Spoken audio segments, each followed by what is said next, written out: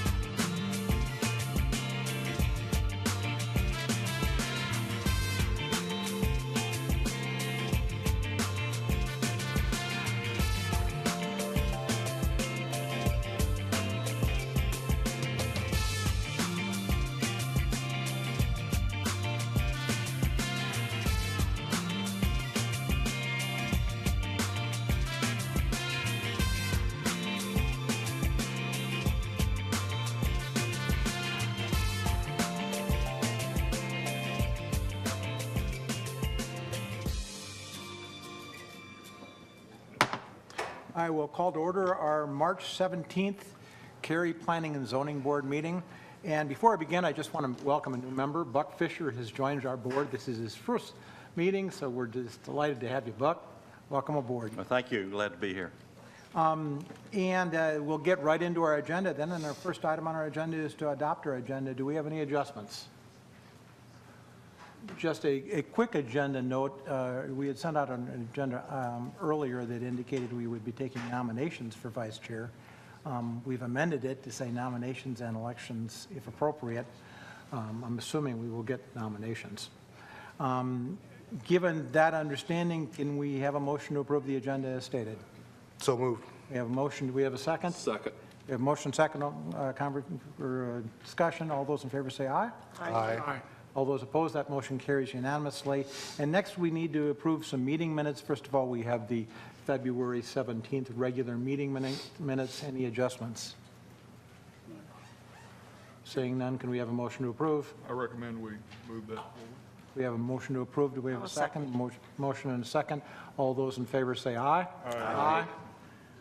That motion carries unanimously. And then we have our February 24th work session meeting minutes. Any adjustments to those? Hearing none, can we have a motion to approve? So moved. We have a motion. Do we have a second? Motion and a second. All those in favor say aye. Aye. That motion carries unanimously. And now we're going to move into our public hearings. And before I get into the public hearings, let me get my notes here, make sure I don't miss anything. Just a little bit of advice about our public hearings. We're going to start with a presentation from a member of our staff who is going to outline the facts of the case. Following that, I will open the public hearing, and our first speaker will be the applicant. And the applicant will have 10 minutes to address specifics of the case. We will not interact with the applicant at that point in time. It's our chance to listen. Following the applicant's presentation, I will open up a public hearing for comments from our citizens. And citizens have 5 minutes to speak. You're going to notice there's a little black box on the podium here. We ask you, when you're getting ready to speak, to queue up over on this stairway to my right, to your left. And then come and speak at this podium. Please give a card. What do we call the cards? Comment card. A comment card to our clerk as you pull up to the podium.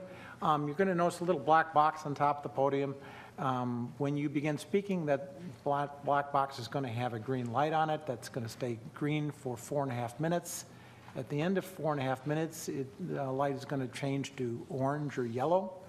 And then at 5 minutes, it's going to turn red. And at that point in time, I'm going to ask you to conclude your remarks to be fair to other speakers. I ask you to be concise, to avoid repetition. If a number of you are here representing the same perspective, pick a spokesman. We're very good listeners, and we'll hear you the first time. And please direct your comments to all members of the board. And we will not interact with citizens as they're speaking during the public hearing. It's our chance to listen. At the conclusion of the comments from citizens, I will close the public hearing, and then we will open up a case for board questions and discussion. That said, we're going to start with our first case, which is 13 CPA 06, the Stitt property north. Ms. Redling? Good evening. This case is a request to amend Cary's comprehensive plan for a 5-acre site on the north side of Green Hope School Road in northwest Cary. The site is located approximately 2,000 feet west of North Carolina Highway 55. Wake Memorial Park is on the west side of the site. Highcroft Village is on the east side here. And I-540 is here. Highcroft Elementary is here.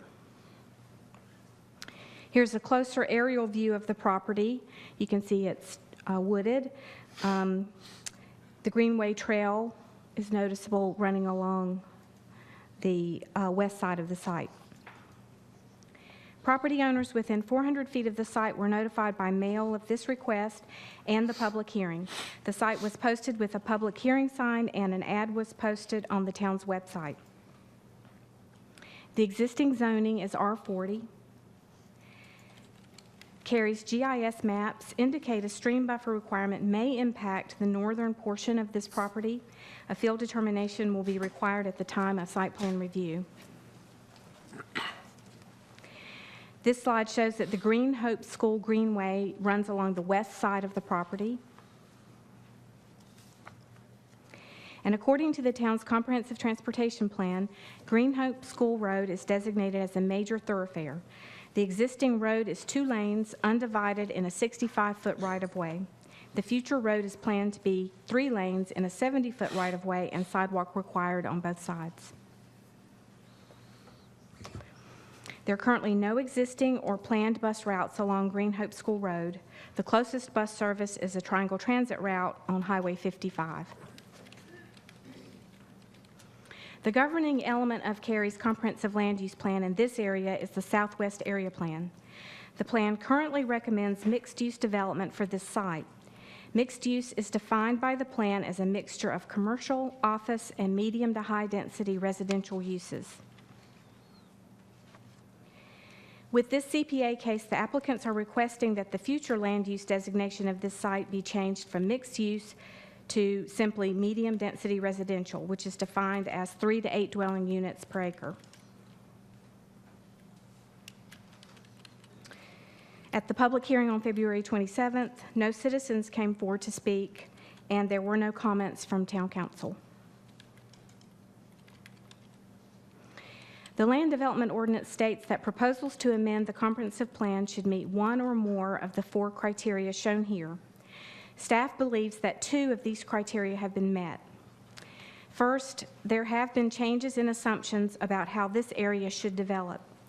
When the Southwest Area Plan was first adopted in 2004, the subject property was envisioned to be the southwest corner of a mixed-use activity center bounded on the north by Morrisville Parkway, on the east by Highway 55, and on the south by Green Hope School Road. Then in 2005, a plan amendment and rezoning were approved that changed the designation of the adjacent property on the east from mixed use to medium density residential. This became Highcroft Village. And the associated rezoning also moved the boundary of the planned activity center away from the subject property and the Highcroft Village subdivision closer to the intersection with Highway 55. Another plan amendment in 2008 changed yet another parcel located to the east from a mixed-use designation to single-family residential, further isolating the subject property from the planned mixed-use activity center at Highway 55. Second, this plan amendment request provides an opportunity to change a somewhat isolated spot of mixed-use designated land to medium-density residential so that an activity center can be more appropriately focused on the Green Hope School Highway 55 intersection. Staff's analysis is as follows. The boundaries and focus of the original mixed-use activity center have moved away from the subject property toward Highway 55, leaving the property as an isolated island of mixed use in a primarily residential area. In addition, any attempt to develop a meaningful mix of uses on this site would likely be difficult because the subject property is only about 5 acres in size. Therefore, staff recommends that this case be forwarded to Town Council with a recommendation for approval. This concludes staff's presentation, and I'll now ask the applicant's representative to come forward to present comments. Thank you.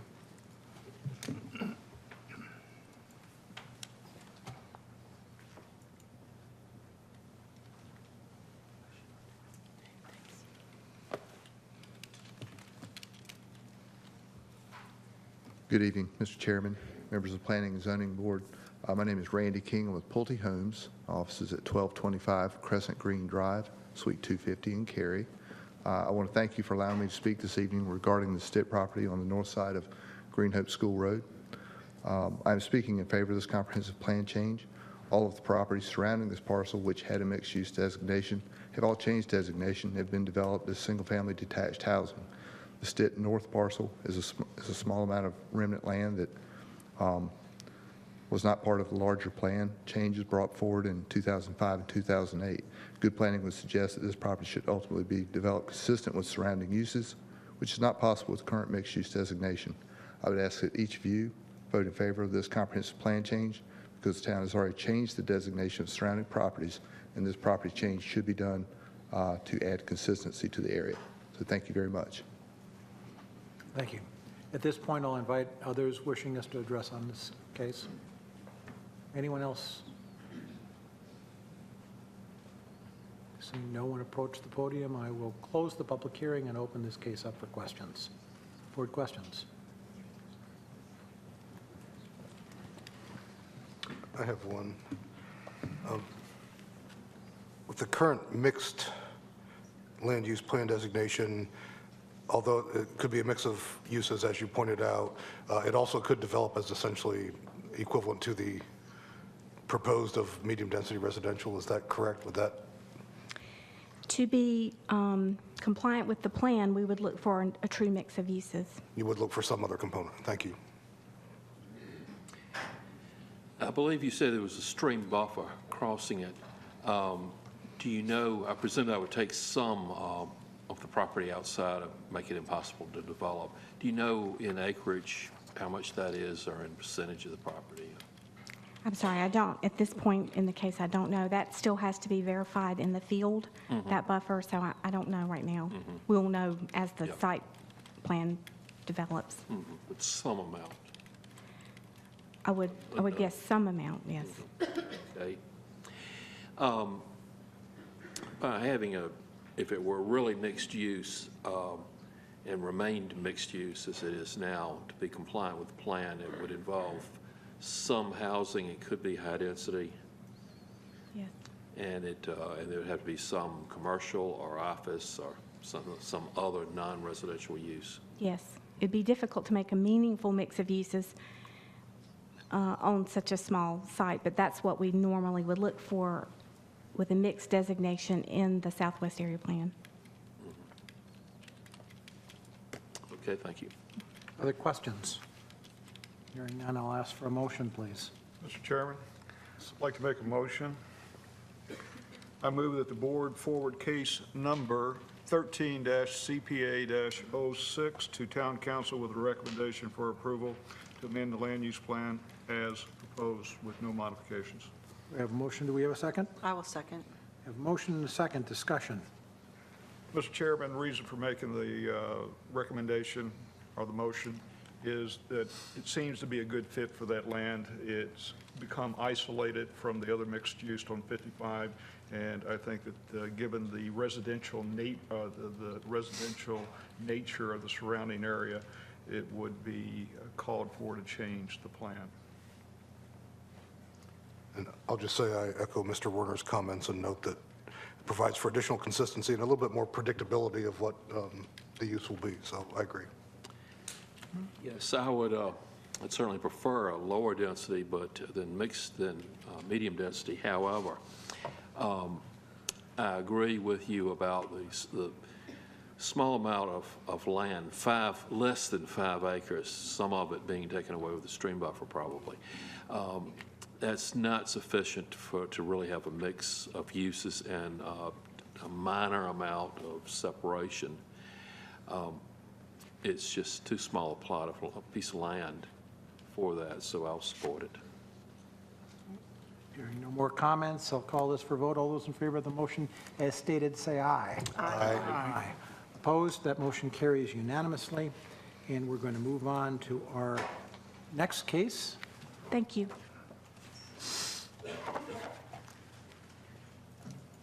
Which is 13 REZ 27, the Pritchett Tract by Ms. Grannon.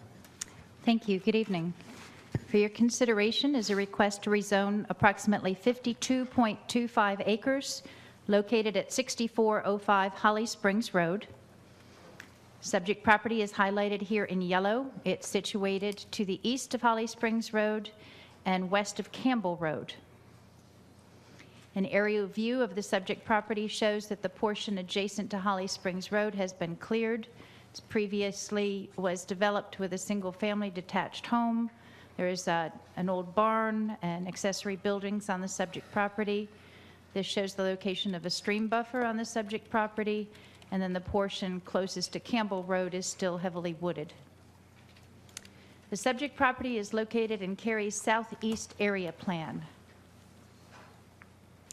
There's a note on the portion adjacent to Holly Springs Road that states that the area includes some natural features previously identified by the town's open space and historic resources plan as a high priority for preservation.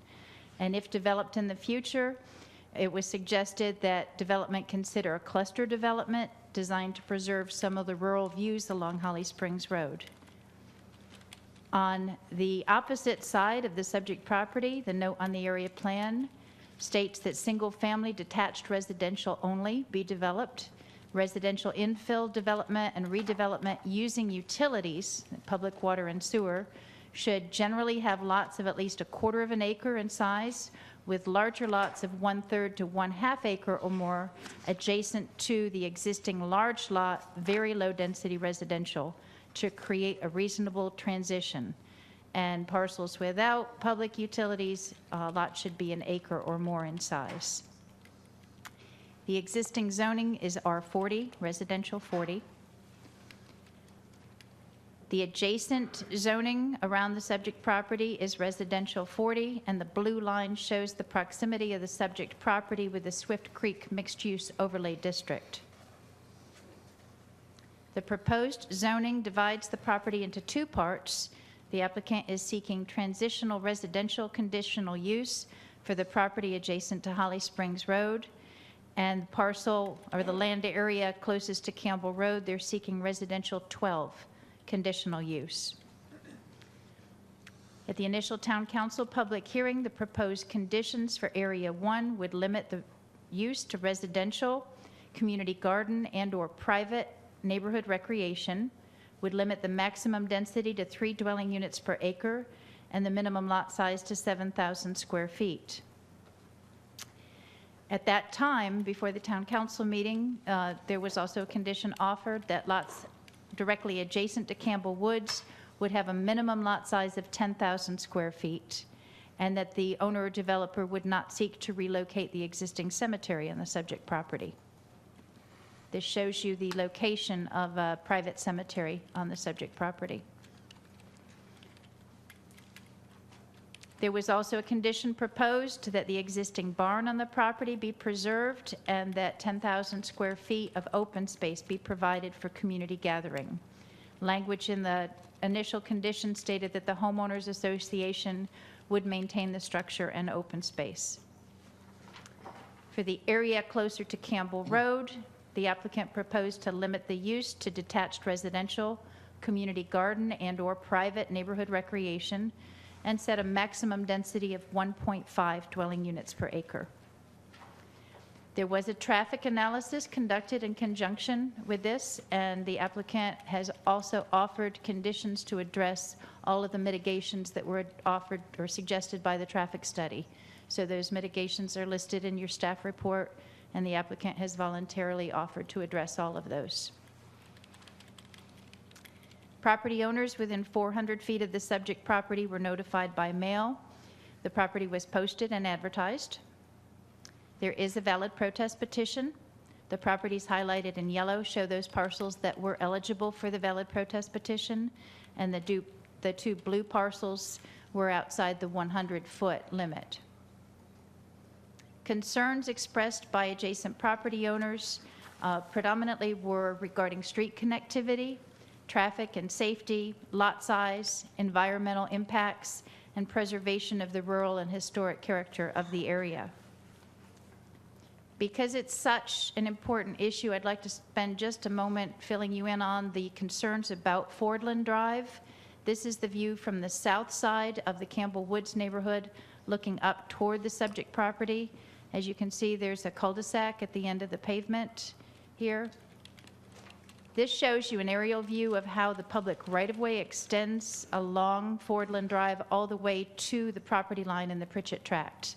So this pavement in the cul-de-sac is actually a portion of this lot in the Campbell Woods neighborhood. The property was subdivided in 1991. Zooming in a little bit closer, there's a note on the recorded plat that states that this is a temporary cul-de-sac, and when the road extends, that this right-of-way would be incorporated back into the lot. So there is a plan in place that someday, at some point in time, that road would connect. But many of the neighbors in the Campbell Woods subdivision have said they were not aware of this. There's no sign at the end of the street that says it was a future road connection. And so you'll probably hear a lot of neighbors talking about connectivity and wanting to prohibit connectivity. The applicant offered a condition saying that they didn't want to make the connection, but they cannot offer a condition that's less restrictive than what the ordinance requires. And the town requirement is for the applicant, if they get this property rezoned, to stub to the property line and bring their development to the property line. I've also elaborated in the staff report a little bit about the fact that the pavement stops approximately 125 feet from the property line. So the question of if and when this road develops is not part of the Pritchett Tract. So we'll be happy to answer any questions you have about that, but just wanted to make sure that it was stated that the applicant legally could not offer a condition to prohibit the connectivity. We also had community feedback from 2 property owners who voiced support for this request, and there were a few voices in support in addition to many voices in opposition to this at the public hearing. And this property had the attention of the Wake County Historic Preservation Commission regarding the historic features on the property. The Franklin Jones House, which is closest to Holly Springs Road, and then the old Franklin House, which was estimated to have been built sometime around 1822, which sits further back on the subject property. Town Council voiced concerns about the lot size, specifically adjacent to the Campbell Woods neighborhood. One of the council members expressed concerns about the TR zoning district. The TR zoning district has a minimum rear setback of 3 feet, a front and rear combined of 40 feet, but a 3-foot rear minimum and a 3-foot side yard minimum. So that was a concern of one of the council members. And whether or not the proposed rezoning in the notes would comply with the notes on the land use plan. So since the town council public hearing, the applicant has submitted revised zoning conditions. For the portion that's proposed to be transitional residential conditional use, They've increased the lot size from 10,000 to 15,000 square feet for any lots that are within 50 feet of the Campbell Woods subdivision. And then for that R12 CU area, also increased the lot size to 15,000 square feet for any lots within 50 feet of the eastern property line. They've proposed an increase in the minimum setbacks for the rear setback from 3 feet to 20 feet for the TR zoning district, and from 3 feet to 6 feet in the TR zoning district. They've also offered a condition that would limit the overall number of dwellings to 100, to specify common open space areas with an exhibit on the western portion of the property, and remove language pertaining to restoration and preservation of the existing barn. The language was problematic in terms of how you would monitor that, regulate it, and exactly to what extent it would be preserved. And we would like to report also that there was a private donation arranged through the Capital Area Preservation for relocation of the old Franklin House on the subject property. So that brings you up to date with changes that have happened since the Town Council public hearing, and just a little more background information. Subject property has frontage along Holly Springs Road, which is a thoroughfare. Therefore, a 50-foot opaque streetscape would be required along Holly Springs Road. The closest transit is not shown on this map, but it's in the Walnut Street vicinity, north of the subject property. There is a proposed greenway trail going through the subject property in close proximity to the stream buffer. And this shows you the location of the stream buffer, which almost divides the property in half. The exact location would be field determined at the time of site plan review. This concludes staff's presentation, and following the public hearing and the applicant's comments, I will be happy to answer your questions. Thank you. At this point, we'll open the public hearing, and we'll begin by hearing from our applicant.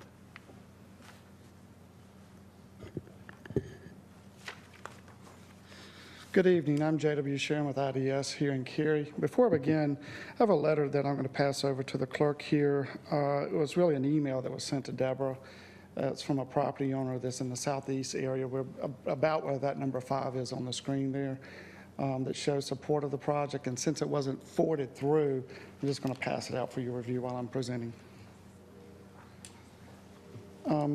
At the public hearing, as Deborah outlined, there were a number of comments relating to the site, relating to density, the historic nature of some of the structures on the property, traffic, connection to Fordland Drive, lot sizes and buffers. The developer has taken over the last few weeks to scrutinize those comments and try to figure out a way to help mitigate some of these. And more particularly, besides the 2 neighborhood meetings we had before the case was presented to the town for public hearing, there's been 2 additional meetings from the developer, meeting with a core group that represents the majority of the people in the area. From those meetings, they've tried to make additional conditions to help alleviate some of those concerns, but I would like to go through those in more detail. As it relates to the historic nature of the house, the main thing that the property owner was trying to do is make sure that something on the site was saved with the original application. So the developer had proposed to save the barn because it's a barn that's not typical in the region, but they thought they could use it and incorporate it on the site to make it of some value and asset to a community as it develops here. But through the process, and it just happened at our public hearing, the Capital Area Preservation person was here and spoke that says, hey, what about the Franklin House, which is the one you saw in the very back that was in very bad shape? We'd really like to have that too. So since then, the developer, in conjunction with the current property owner has decided to donate it. And they worked with Capital Area Preservation and found someone within Wake County. They're going to relocate that off-site, and it will be retained in its historic nature. And the developer is the one that is providing the funds for that relocation. And then part of that agreement is that that building be relocated within 4 months, such that it is taken care of and everyone will know what's happened to it before this process is over. As it relates to traffic, traffic study was done. One of the main things that we always balance in these proposals is, with the traffic study, is how much of an impact do you have? And impact means cost, and how much is your project impacting the area around you? Well, one of the unfortunate things here, we do have a lot of frontage along Holly Springs Road, which means a substantial amount of road improvements. In addition to that, you do have the connection there with Cary Parkway, and you're going to have additional improvements required for that. With that all said, everything that was recommended in the traffic study as it relates to this site, the developer has committed by condition to the case, and it is there for anyone's review. And those improvements represent over $1 million that this developer will have to pay in order for this project to move forward. As it relates to the connection to Fordland Drive, again, we realize that we are under the town's ordinance to make that connection or make a stub to it. While the developer would love to mitigate that at this point, we're not at the opportune time to be able to do it. We do believe that there will be some success through the subdivision review process. We heard some indication from the city council at the hearing that they would like staff to look at ways to help mitigate that, and the developer is willing to work with whatever way possible to help that happen when we get to that point in time. Lot sizes was a comment too that came back not only from the adjacent residents, from town council also. As Deborah noted, on the town's land use plan, one of the appropriate lot sizes would be a minimum 1/3 acre to meet the intent of a transition on the eastern side. So the developer did up that from 10 to 15,000 square foot minimum on that side, in addition to the Fordland Drive side, which is the Campbell Woods, the same to create a 15,000 square foot lot minimum. With addition to that, the buffer comment came up, the separation of uses with the lot sizes. So if you look on the Fordland Drive side, which is the Campbell Woods, you now have an increased size of 15,000 square feet. There's going to be a separate buffer that's not lotted of 30 feet that will be from that property line to where the 15,000 square foot lot starts. Based on that too, with the scale of a lot that size, just trying to talk about separation of uses and density, that lot will be approximately 160 feet deep. In addition to that point, then you'll have a street that's 60 foot of right-of-way as you're moving north, getting into the more TRCU area. And then you'll begin to be able to reach another lot that potentially will help begin to get to smaller lots. So what I'm trying to describe is a transition of buffers, lot sizes, and street that's there that moves the housing scale or densities at least 250 feet away from the nearest boundary that you will have from the Campbell Woods subdivision to the south. We believe that increasing that does meet the intent, as Deborah outlined, from the land use plan and help provide that transition. Density is another item that's been brought up from the public hearing. You've heard residents request, we'd love to see acre lots here. One of the things that we outlined then too, while we understand, acre lots in a more rural setting and you didn't have public utilities may be a desired outcome, but that's not where we are here. We're here with the town of Cary. The town of Cary has sewer on site. It invested in that a long time ago, and it parallels that green buffer area that you see running through the site. The sewer is already in place. The town did the Southeast Gateway plan for this project years ago. They looked at what was the appropriate uses then as to what is around it today. Those uses have not changed. Everyone participated in that process, and they evaluated. The only thing that's changed since the town's land use plan is the removal of the Cary Parkway as a requirement. And what a great change, because I believe that Cary Parkway itself would have had more of a negative impact on the quality of life than a proposed subdivision of a scale and density as we're trying to ask for tonight. And more importantly, as it relates to density, if you look at the LDR and MDR designation, the ranges that are allowed, 1 to 3 or 3 to 8, if you took and say someone was aggressive and came to you for the upper ends of those densities, you could have had a developer saying, I want to put 250 units here and half of it being townhomes. But you don't have that. Have someone coming to you saying initially, I want 124 houses and I want all detached product. And since then, because of the concern about density, they further pull back since the public hearing. So now we're at 100 units. And if you spread that on this acreage, that is 1.9 units per acre overall. on our LDR, MDR designation with public utilities. When I look at that as a planner and representing many other cases in front of this town, I don't know where we're building single family of that density with this type of designation. So what I'm trying to reiterate is they have really taken this project to the lower end of what should be here, and it may be aggressively low to help mitigate and transition to those properties that were built years ago, not within the town of Cary. We feel that this has been done with intent to help those concerns and also help meet the town's land use plan. And with that, we believe that this site, building at 33% of its proposed maximum it could do based on the plan, really goes a long way to say that we're trying to be a good neighbor.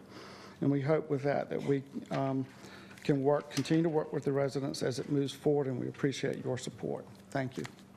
Thank you. At this point, I'll invite anyone else that would like to address us to approach the podium, please.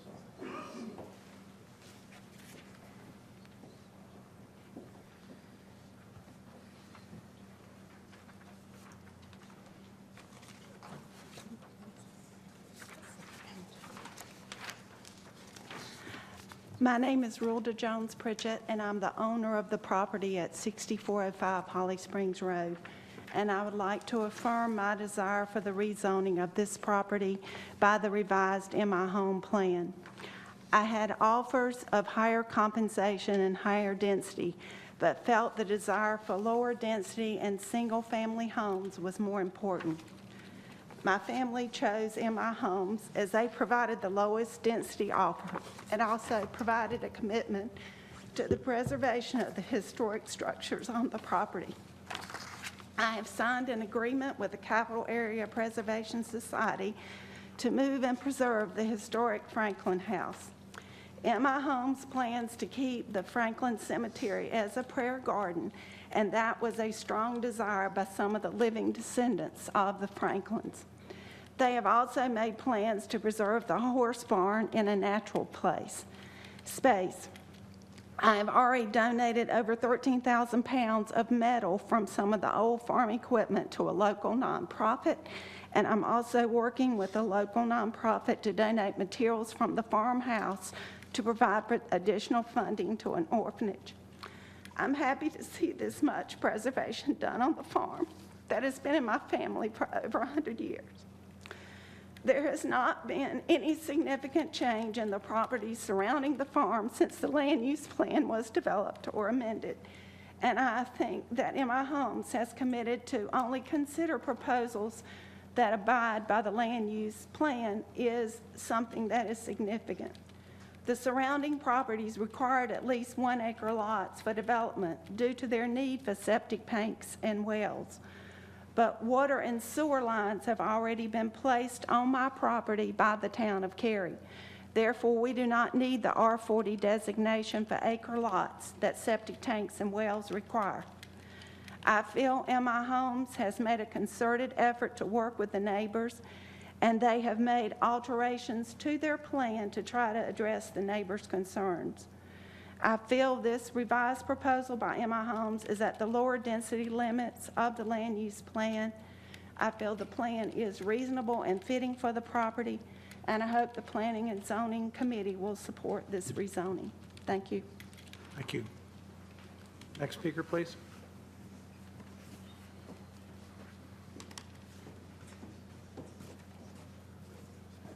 Here, this one. Hi, my name is Carol Love. I'm not here as a neighbor, but I was a planner with Triangle J Council of Governments. I have 30 years of institutional memory about the Swift Creek area. I was also the head of a government watchdog group. So my concerns today are really more about thoughtful planning and policy consistency. The plan for that area was made, and this is my understanding, and I could be wrong, but it was made before you decided to not extend Cary Parkway, and it was made before the state prohibited any more forced annexations. To me, that says that the plan that's in place needs to be relooked at, and this land relooked at in light of those. Those are huge changes. developing this for multi-use or higher density made sense when it was Cary Parkway was going to go through there, but now it doesn't make as much sense. So my professional opinion on that is not to approve this until the plan can be looked at and updated with Wake County with input from Swift Creek. My second point is about consistency of actions. Jack Smith recently remarked that anytime you have something that affects the community, you want control over it. Well, if that's the case, then Cary should be empathetic towards Swift Creek because it has been its own unique community since the early 1800s. It's always been vocal about it being its own community. About 20 or 25 years ago, Cary recognized that Swift Creek had this community identity and promised it would not develop east of Holly Springs Road. Now, that's been forgotten sometimes, but every now and then somebody on the board or the town council or staff remembers and reminds people, and Cary has honored that promise. Right now, Cary is upset because the state seems to be reneging on its promises related to the Jordan Lake. So I see this comparison here. You're worried that those changes would have a big negative impact on Cary, and Swift Creek is worried that this higher density, even though it's not as high as it could be, it's still higher density than most of Swift Creek, that would have a negative impact on our community. Cary's also against a legislative bill that would prevent the town from stopping buildings that are out of character with the surrounding neighborhood. This is a bill that's being proposed at the legislature. Well, Swift Creek residents feel that the proposed subdivision is out of character with its surrounding area. Originally, it was R40 to protect a drinking water supply watershed. That's something I hope City of Cary can relate to. But it's also what the residents wanted. It's the reason that people moved there. They liked that density. This proposal, which seems to be based on an obsolete land use plan, would do to Swift Creek exactly what you fear this legislative bill would do to the rest of Cary. So my point is, if you renege on a promise made to Swift Creek while complaining that the state is reneging on a promise about Jordan Lake, and if you approve a plan that's out of character with the surrounding area while fighting that kind of a bill that would allow that, it comes across as inconsistent at best and kind of hypocritical at worst. I used to be a lobbyist, and so I can assure you that that kind of inconsistency would damage Cary's credibility and hurt its causes on those issues at the legislature. But worse, as the head of a good government and a civic engagement group, I also know these kind of things affect people's faith in government. And you as a planning board may not think that that's your problem, but if you're serious about comprehensive and holistic planning, then it really should be your concern too. So as I said, as a former planner, as a good government lobbyist, I just feel that at this time, it would be best to take a step back. It's R40 now. It doesn't have to be changed. Relook at the plan with Wake County and consider the consistency of Cary policies across the board. Thank you very much. Thank you. Next speaker, please.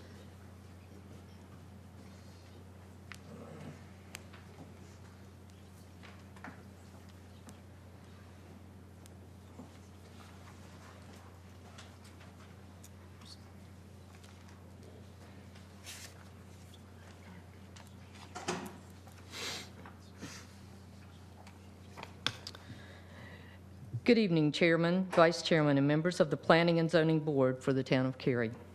I am pleased to represent my neighbors and friends located on Campbell Road. Can we start with your name, please? Oh, I'm sorry. I was going to give you that in a second. Okay. My name is Margaret Phil Campbell, and I'll tell you that one more time so I can stay on track. Okay, sorry. I am pleased to represent my neighbors and friends located on Campbell Road, Portland Drive, Holly Springs Road, and other properties that surround the Jones Farm Pritchett property. I would like to ask all those residents at this time to please stand. My name is Margaret Phil Campbell, and for those of you who are not at the Town Council meeting, on January 30th, I reside at 2816 Campbell Road and have done so for the past 50 years. Our immediate family owns over 14 acres of property on Campbell Road. a plant nursery business that my husband Carlton Campbell and I have owned for over 10 years, and where I've been employed for over 20 years, is located at 2804 Campbell Road. All of these properties back up to the Jones Farm owned by Dr. Relda Pritchett. We have always known that Dr. Pritchett would sell or develop her property, and have even spoken with her on several occasions about the possibility of purchasing a part of the property so that we might have a wider buffer on the west side of our property. This is important to us to protect our business as well as to protect anyone who might come onto the nursery property from the western boundary. I will not go into detail this evening about all of the personal background, such as the many times our children and grandchildren and I have spent exploring the woods on the farm and finding all of the treasures, moss gardens, lady slippers, and over 100-year-old stand of longleaf pines, and the many more species that will be lost with the density that MI Homes is requesting. Our community has met with MI Homes on 2 different occasions at Macedonia Baptist Church. Mr. Robert Gates and I have personally met with representatives of MI Homes twice at their office. I want to reiterate that the community is not opposed to the development. As I stated earlier, we knew one day it would be developed. We're not opposed to Dr. Pritchett selling her property. I have provided you with a map of the Pritchett property, as well as the properties that surround it on all sides. You will notice that most of us have at least 1 acre or more of property designated by the pink outline, adjacent to the Pritchett farm tract. Many of my neighbors have 9/10 of an acre or more, which are outlined in the blue. Board members, please remember that the minimum size of all of the properties surrounding the Pritchett farm tract is 39,204 square feet. MI Homes is now proposing 7,000 and 15,000 square foot lots. My neighbors and I feel this is no transition at all between the existing properties and the proposed development. Our opposition is about the rezoning being requested by MI Homes. The community agreed early on in the process that the Tarrington subdivision, which is R40 cluster, is a better example of the type of transition and compatibility that we're requesting for the Jones Farm Pritchett property. Going forward, our community feels that after 2 meetings at Macedonia Baptist Church and the 2 meetings with MI Homes at their office, we do not believe that MI Homes has the best interest of the town of Cary or our community surrounding the property in mind with their proposed rezoning request. The lifestyle that our community has chosen over the past 50 years and the lifestyle that future homeowners might choose will surely be impacted with the density that's being requested. The package that I've provided to you on behalf of the Campbell Road community and surrounding residents contains a counter proposal which has 2 requests: no connectivity at the end of Foreland Drive, and the zoning of the Pritchett Farm property, Tract 1 and Tract 2 as R40 cluster. Again, thank you for allowing me to speak to you this evening, and our community would appreciate your help in accomplishing what we believe to be a better fit for the town of Cary, our community, and the owner of this property by considering our counter proposal. Thank you again. Thank you. Next speaker, please.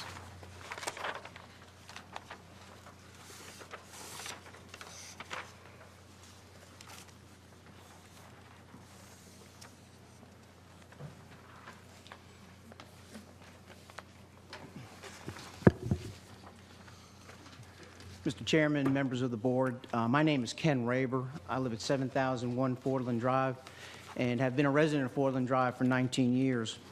My presentation tonight represents the concerns of the surrounding residents with respect to the rezoning of the Pritchett Farm Tract as proposed by MI Homes. As we've stated before, we are not opposed to the development of the property. We are opposed to the rezoning as it is currently proposed. Since the Town Council meeting on January 30th, Ms. Campbell and Mr. Gates have met with MI Homes twice. Mr. Gates and Ms. Campbell have informed a small working group that we have to get their input, as well as keeping all the surrounding residents informed as to the proposed changes to the rezoning request. We have been and we still remain concerned that MI Homes is not addressing the concerns of the surrounding residents. A brief summary of our concerns is as follows. One is connectivity. You've heard some discussion on that tonight. In previous presentations, we have pointed out our concerns in connecting Fordland Drive to the proposed development. There were discussions regarding the increased trips, potential for increased crime, the good faith decision of the residents who had no indication that Fordland Drive would not always remain a cul-de-sac with limited traffic, and finally, a culture of families that enjoy the limited access. Attached are some photos that show the cul-de-sac and how narrow the road is for the projected increase in vehicle trips. The residents are opposed to connecting Fordland Drive. Council members spoke out about it, and the developer actually saves money by not connecting Fordland Drive. You saw the amount of work to reconfigure that cul-de-sac. And so it is our understanding right now, from what we hear in the presentations, that connecting Fordland Drive may be removed from the proposal, and we would like to specifically ask for this board's support in not actually connecting Fordland Drive and removing the cul-de-sac. And until all of our concerns are addressed, this item will remain on our list. The second item is transition. The surrounding lots are in excess of 1 acre. In fact, if you draw a 1,000-foot radius of the property, the average lot size is about 1.5 acres. If that radius is reduced to about 800 feet, the average lot size is about 1.8 acres. Since we were notified of the proposed rezoning, we have consistently held Tarrington as a development as an example for the transition. Tarrington is also an example of our third concern, which is compatibility. The rezoning as proposed, with the density proposed, is not compatible with the lot sizes and construction of the surrounding area. Included in my handout is a spreadsheet summarizing the changes proposed by MI Homes to the town of Cary. Changes have been made. We recognize in the size of the lots immediately adjacent to Campbell Woods and to 3 dwellings per acre, and the size of the allotment of the barn has been reduced to 10,000 feet. Tract 1 has 7,000 square foot lots, approximately 6 houses per acre. The surrounding residents are concerned with the 2 different zonings in this proposed development. After 2 meetings with MI Homes, they have not made progress toward addressing the concerns of the surrounding residents. Those concerns, again, are connectivity, transition, and compatibility. And unless and until those concerns are met, the surrounding residents will remain opposed to this rezoning. Thank you very much for your time. Thank you. Next speaker, please.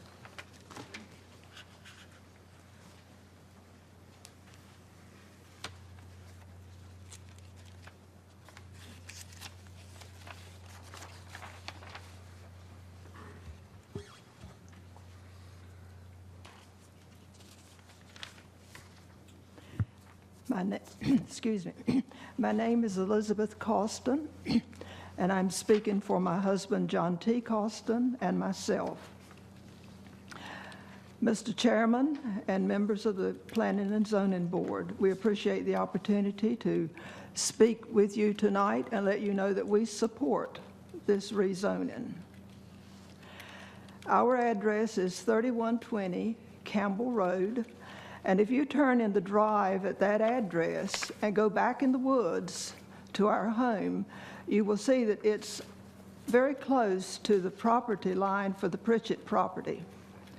The Costin property and the Pritchett property borders each other for about 1,532 feet. So we joined that property for a good bit. We've enjoyed the privacy that both our property and the Pritchett property has provided. We've enjoyed it for 20 years, and I hope we can continue to enjoy the property. I'm sure that we will lose a lot of the privacy, but we will gain new neighbors as a result, and we're looking forward to meeting them. We continue to strongly support the proposed rezoning of property located at 6405 Holly Springs Road, known as the Pritchett property. The revised zoning conditions offered by the applicant following the Cary Town Council public hearing indicates a willingness for the applicant to listen to the community. And I'm sure that these new proposed conditions has cut into his profit margin rather deeply. For example, the lot sizes have been increased. The setbacks have been increased. The total number of dwellings for the overall property has been limited to 100 units, and common open spaces have been more clearly specified. Now, I'm sure as you sit here tonight and make decisions that you've got some tough decisions to make. You have made tough decisions over the years. And I'm sure that you will not please all the people. You can't please all the people all the time, and some of the people you can't please any of the time. So we're all aware that there's some of us will be pleased and some will not. We strongly support the proposed rezoning of the Pritchett property and the revised conditions offered by the applicant following the council public hearing on January the 30th, 2014. Again, thank you for the opportunity to speak and offer our support for this project and the proposed rezoning conditions. Thank you. Thank you. Next speaker, please.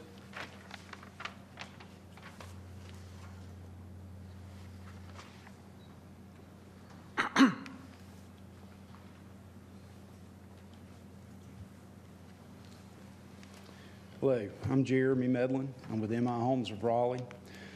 We are the proposed builder and developer of the Pritchett tract. What I would just like to expand on for a minute is that the bulk of the concerns that we initially heard were Fordland Drive and the connectivity to Fordland Drive, and I think the staff, the town staff, has identified what is going to happen there, that physically we will connect to the property line, but there will still be a gap in the right-of-way of the cul-de-sac to the property line. So that connection will not be made, is my understanding. I know that this has been brought up several times, and I just wanted to bring it up once more so everybody understands the intent of what we're talking about tonight. Also, there's been several comparisons to the Pritchett farm to Tarrington, which is our 40 cluster. And to talk about that, we have 52 acres on the Pritchett farm, okay? 52 acres with R40 cluster would be 50 or 60 homes. And that is what the adjacent neighbors have explained to me that they would like to see on that property. What we are proposing to do is set a cap of 100 units on that property, and the density would be 1.9 homes per acre. And I've explained to them several times that in order to make this project financially secure, we've got 1,600 feet of road widening that's got to be performed. I mean, this is going to be a costly undertaking, and we're accustomed to doing big roadway work. There's got to be signal upgrades. There's got to be water and sewer. This is not going to be a well and septic neighborhood. We've got a lot of infrastructure cost, and in order to pay the bills for this infrastructure cost, you have to have a certain amount of units to spread that cost over. I think what we're proposing takes into account the land use plan that is currently in place, and I think it is a good compromise. On that, I'd like to ask for your support this evening, and if you have any questions, please let me know. Thank you. Thank you. Next speaker. Would anyone else like to address us? Seeing no one approach the podium, I will close the public hearing and open this case up for board questions.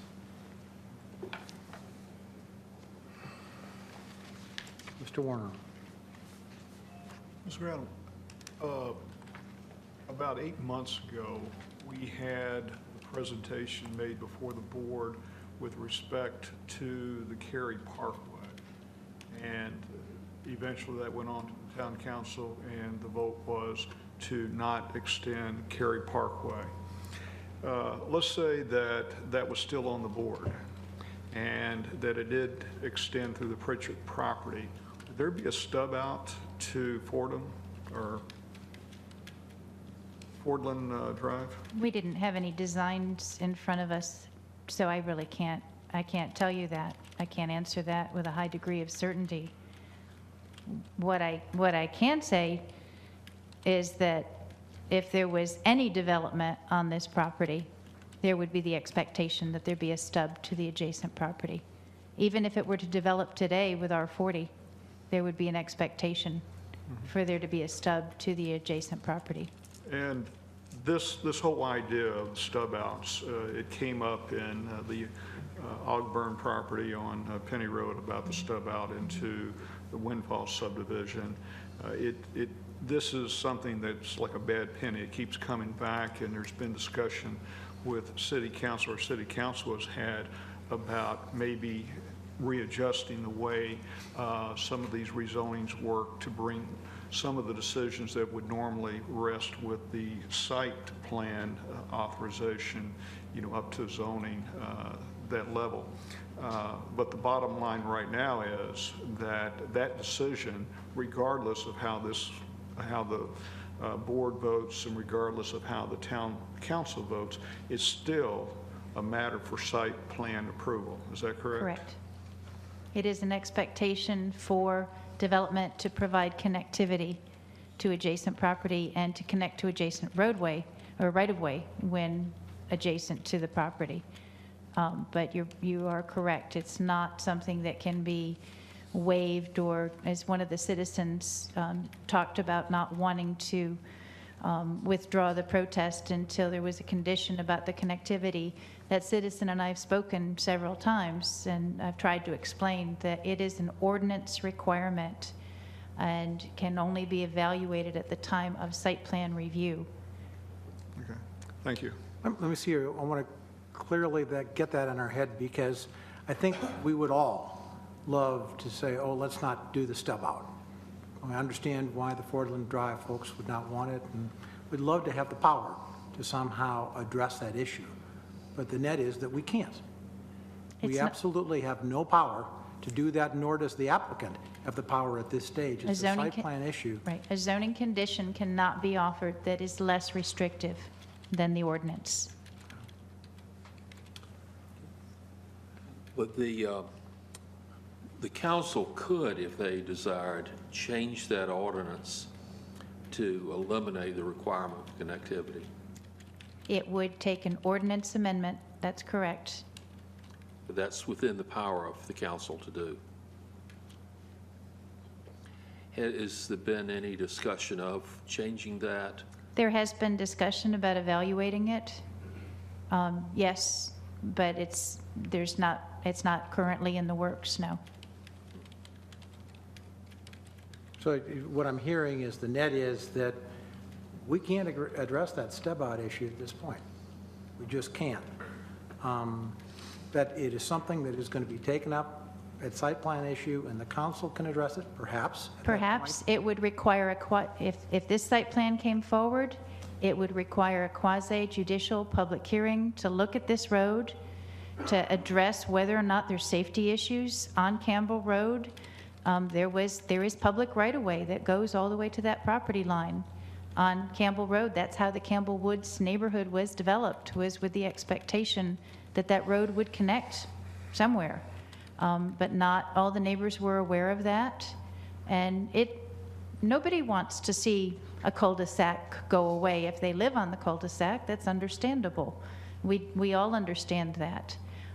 Whether or not it's necessary when the site plan comes forward, staff is going to ask the applicant to show it and to provide it.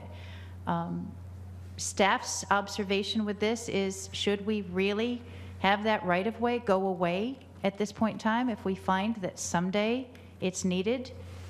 If someday those homes become part of the town of Cary city limits? It's hypothetical at this point. But is safety concern that needs to be addressed and evaluated by the fire department, by the police department? These are things that need to be addressed at the time of a site plan evaluation. And the zoning issue before us is the density, the land use, the buffers, the proposed conditions. Maybe finishing off this stub-off thing, the applicant would be responsible for bringing a roadway to his property line, but the road improvements on Fordham Drive to the south are not his responsibility, right? It's off-site, right. It is public right-of-way in the Campbell Woods neighborhood. So if and when, even, if that ever happens, that's not been determined. So if that neighborhood chose never to it build might that not be stub, their choice. It might be something 10 years from now the municipality might look at and say, this is a safety concern, we need to build this road. But it might, it might not be something, the neighborhood doesn't own that piece of land that's public right-of-way. So it's hypothetical for me to be able to guess at what could happen, but it is 125 feet approximately of unpaved public right-of-way. Other questions? Mr. Miller. Turning to the historic resources on the property, if I understand correctly, there are 4. There's the cemetery, the Franklin House, the Jones House, and the barn, correct? And of those, the cemetery would be preserved according to a zoning condition? The applicant has offered a zoning condition to provide approximately 10,000 square feet of open space. There's an exhibit attached to your staff report that identifies it completely surrounds the cemetery. The language that was originally offered about not asking to relocate the cemetery, that did not seem like an appropriate zoning language condition, providing open space around it, completely surrounding it. It's easier to enforce on a site plan. There is a process if they were to try to relocate it that would have to go to town council. So the likelihood of that happening was slim, but this guarantees common open space for 10,000 square feet around the cemetery. Similar condition was offered around the barn. The barn is located here. 10,000 square foot minimum common open space. Once again, that's something that can be enforced at the site plan level. So those two are essentially, there's clear intent and some difficulty in putting them in the form of zoning conditions. We also heard there's a private agreement to preserve and move the Franklin House. Correct. Through capillary preservation, and capillary preservation is a well-known and trusted organization in the community. And we heard from the owner that she is donating portions of the Jones farmhouse, the other house. So I guess the net of that is there are 4 historic resources, and there seem to be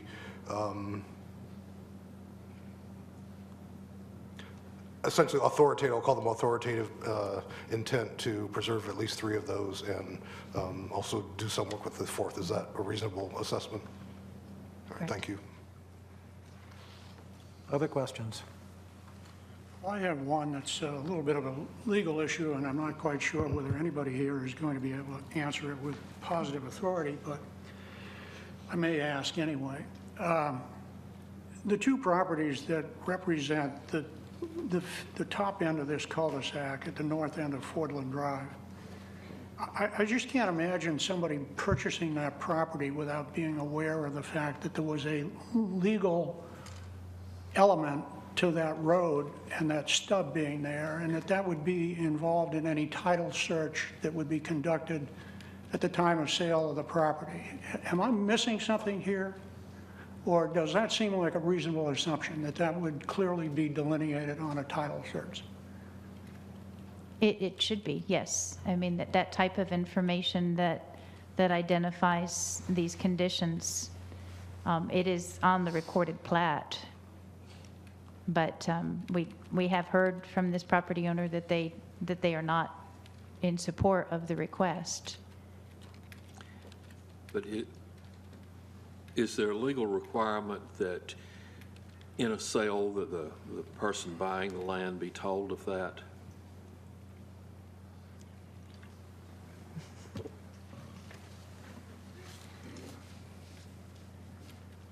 There's not specific legal requirement that would get that detailed.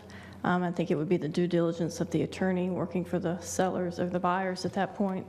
And we can't speculate as to what happened in that transaction. We know that that is a recorded plat that's out in the public records for folks to see if they search for it.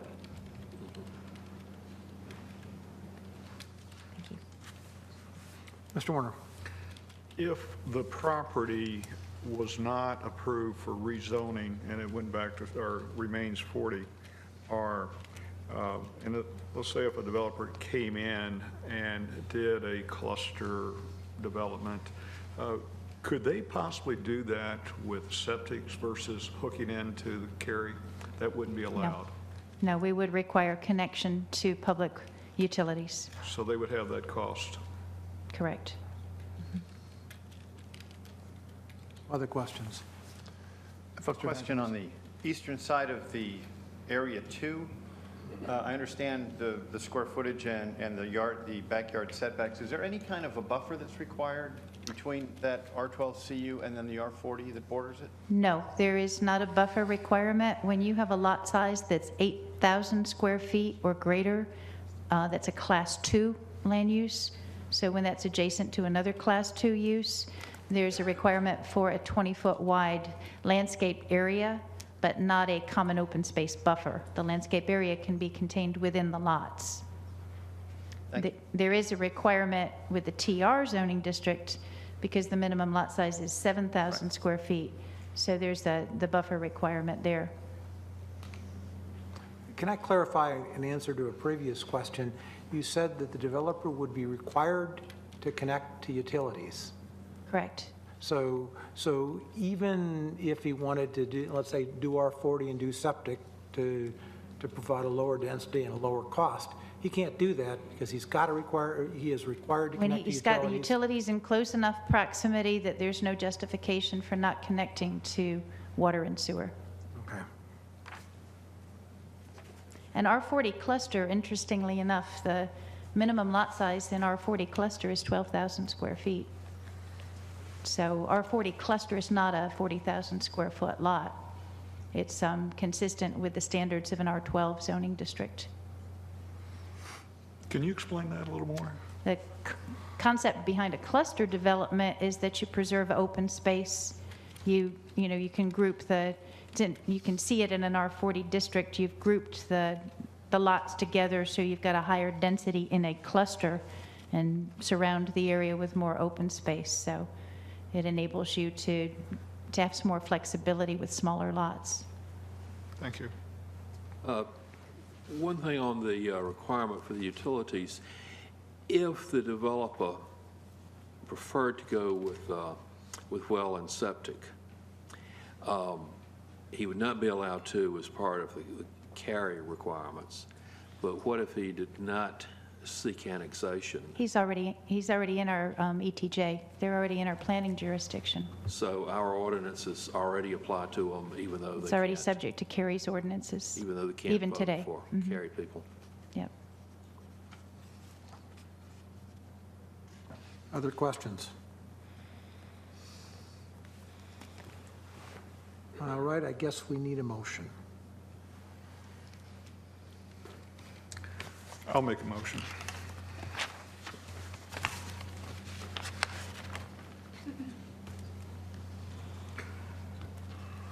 I move that the board forward case 13 REZ 27 to Town Council with a recommendation for approval, as it is consistent with the comprehensive plan and all the other applicable plans and is reasonable and in the public interest for reasons set forth in the staff report and presentation.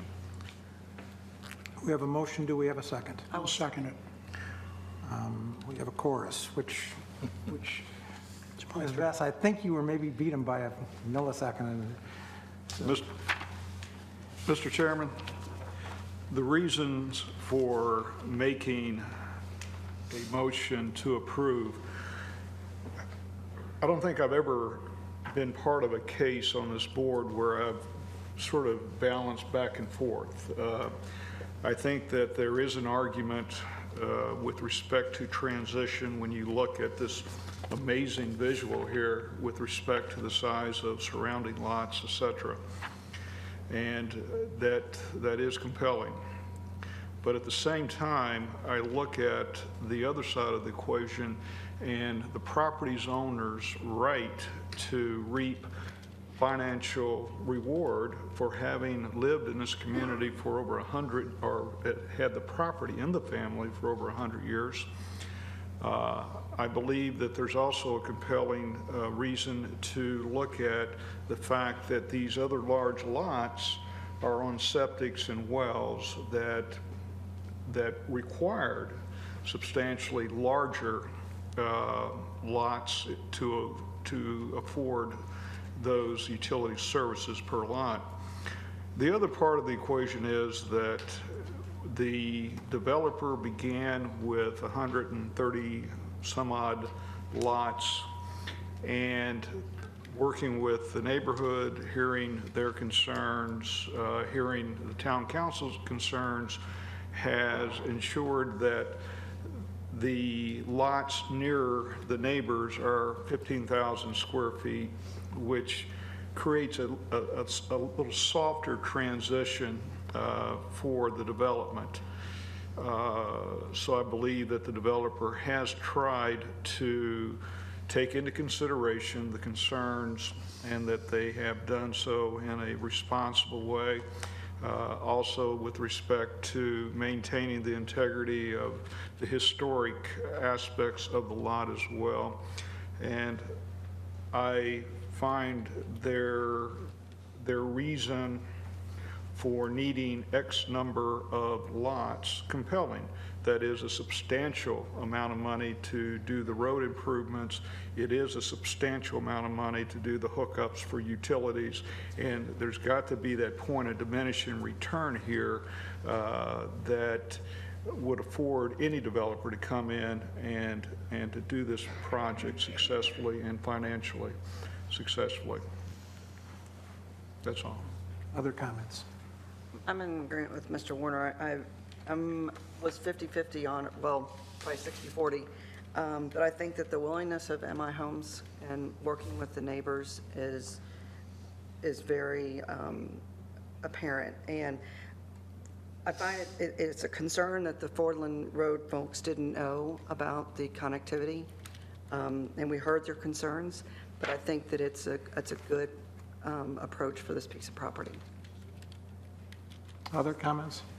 Yes, there's several reasons there's several reasons to support this, which I agree with. It does seem to be, it's going to be a nice development.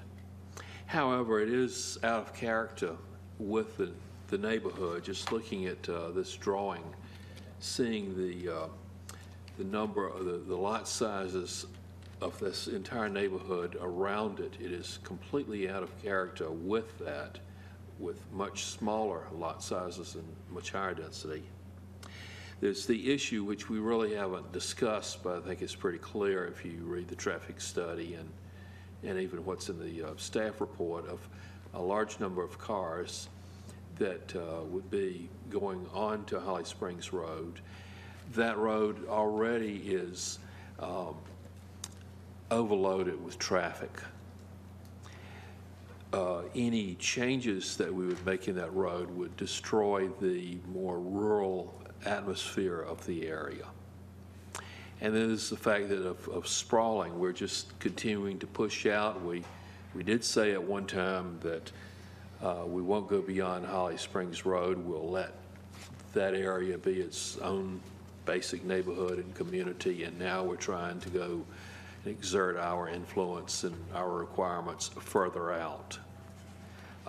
It's got to stop at some point. When you first set a line, you have to stick with it. And then there's the issue of the connectivity.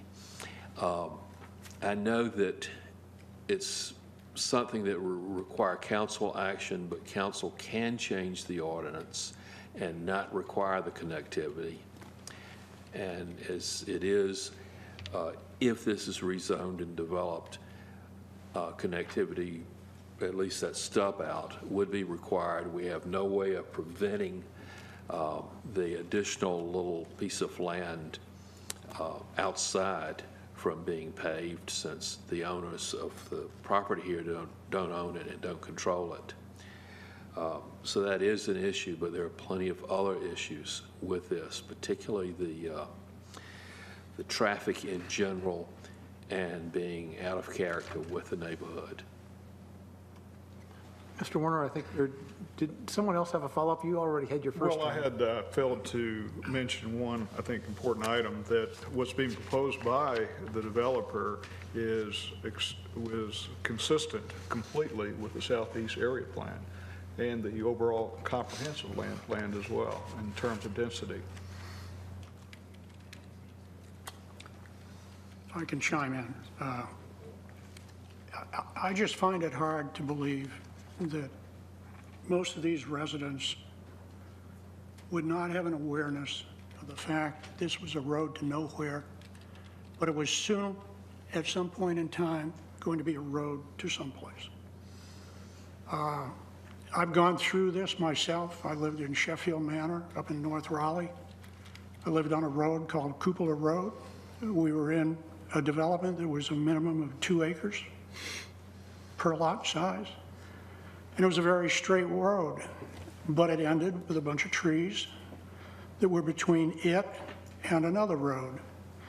And I don't think anybody in my neighborhood contemplated the fact that this was never going to be extended and the connection was never going to be made. Secondly, I agree with Mr. Warner that when you read the notes for this land use plan, and this is what we're supposed to be making our decisions by, I can't sit here and say, well, it needs to be changed or it's out of date or whatever. That's not our responsibility. But this meets the notes of the land use plan. Then I end up saying, as most of us are expressing, this is kind of one of these where, okay, there's some reasonable arguments over here, there's some reasonable arguments over here. Nobody's really happy with everything, and to me, that's what you want, is you'd like to have something where it ain't perfect, but at least people have come to some median point. And I think that's what's happened here with this developer, is he's got a nut to crack. And that's that street improvement out there. It's the fact that he's obligated by a town ordinance. It's the fact the town has already spent money putting a septic system, sewer system in here. And he's also got to sell these houses. And I'd end up saying that right now, this marketplace out there is not very big for 1+ acre developments right now. And if you read about the demographics of what's going on, not only in our area of Cary, but in the country as a whole, it sounds like some of these starter castles might end up having a rent out room in them someday. Now, I know that's a little bit of an exaggeration, but what I'm getting at is the marketplace is not what it used to be. So I think that we are obligated to follow the land use plan. I agree with John that Holly Springs Road is unbelievably bad. But again, that's the state's problem. That road needs to be improved just like 1010 Road is. 1010 Road was out in the countryside at one point in time, and now you have all kinds of development along that road. And then lastly, I have to honestly confess that when I first heard that this neighborhood on Fordland Drive didn't want this connection, I was like, you gotta be kidding me. It goes against everything that I understand that is reasonable and sensible about, all right, if you're at the end of that cul-de-sac, you're 1.8 miles away from Tryon Road, and when you get to Tryon Road, you can't even make a left. You're 1.5 miles from Holly Springs Road, and if you want to turn right and go northbound on Holly Springs Road, you're doing it at a curve that you have limited ability to see what's coming southbound. And if you try to get out of there at any time between 7 to 9 in the morning with that northbound traffic, you've got yourself a little bit of a project, and I hope you're a patient person. I'd much rather go out through this development if I was living on Fordland Drive. And I guess the last thing I want to say is I drove through the neighborhood this afternoon to just look once more, because I know that the neighborhood has a lot of signs up. And I counted 17 signs. I believe there are 42 homes in this neighborhood. 17 divided by 42 is 40%. maybe the silent majority of 60 out there would like to see this happen. I don't know. We've heard only from Mrs. Pritchett and Mrs. Colson. Not true. Not true. Well, I'm sure you feel that way. I'm sorry. No, I'm sorry. We don't get into a debate at this point. You don't get to say this. I get to say No, this. I'm sorry, folks. The public hearing is closed now, and we really can't take additional input. Legally, we can't. So I appreciate your understanding, please. Hypothetically rather than from facts. I'm still going to stand by my comment. 17 signs, 42 homes. There may be some people that would like to have this connectivity. I don't know that for sure. I can only go by what I see out there. So that's why. But please honor our process. I appreciate it can be frustrating, but at this point in time, we can't get into a discourse. Legally, we can't do that, please. So that's why I'm going to support the motion. Okay. I think Buck had a comment. Yes, please. Thank you, Mr. Chairman. I just wanted to state that I concur with most of what is said here. This is a challenging project at best, given its location, the concerns with transition, with the existing neighborhoods. But all things considered, it certainly would seem that the developer has negotiated in good faith, made some significant adjustments to their overall plan, recognizing that at some point in time this property will most likely be developed in some form or fashion. It would seem that this is a reasonable approach. John, can I have a comment here, or do you want to go ahead and follow up? Yeah, I'll just make a comment. There was 17 signs, I believe you said, against connectivity. Did you see any in favor of it? Lack of us. No, please. Be careful. Okay. I didn't ask. We don't want to get there. Lack of a sign against it doesn't mean they're for it. Most people just don't put signs in the yard. I found that out. And another factor that I think is very important is Cary may have certain requirements about connectivity. We may have certain feelings about connectivity. Mine are not that way. But these people aren't in Cary. They don't vote for our elected officials. Okay, that's all. Okay, I'm sorry, Mr. Miller. Well, I'll echo that this is a really tough one. I continue to be torn, and my vote either way will probably be, will be reluctant. On the issue of connectivity, nobody wants it. The applicant doesn't want it. The town has an ordinance that says it's required.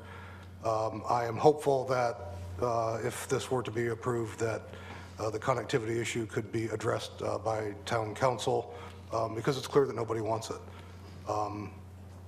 I applaud the owner and applicant for the work in working to preserve the historic resources on site. I think that is commendable. I also applaud the applicant for their work in working with the neighbors diligently and, as has been mentioned, making some significant adjustments. I think it can be argued either way whether or not this is a reasonable transition. I will remind folks that transition does not mean identical, so it's probably not reasonable to expect identical lots around the edges of this property. And again, you can debate whether or not the size lots that have been proposed are a reasonable transition. And so if I were to vote against this, it would be reluctant, because I do think that the applicant has come up with a reasonable plan, as has been mentioned by several people. A vote for it would be reluctant solely, I think, because of the valid protest petition that remains in place and the neighbors' opposition. So I'm still debating whether or not to support the motion, but if not, it would be because of the protest petition, not because I think it's a bad plan. I think it is a reasonable plan. Mr. Evangelista, did you have something else?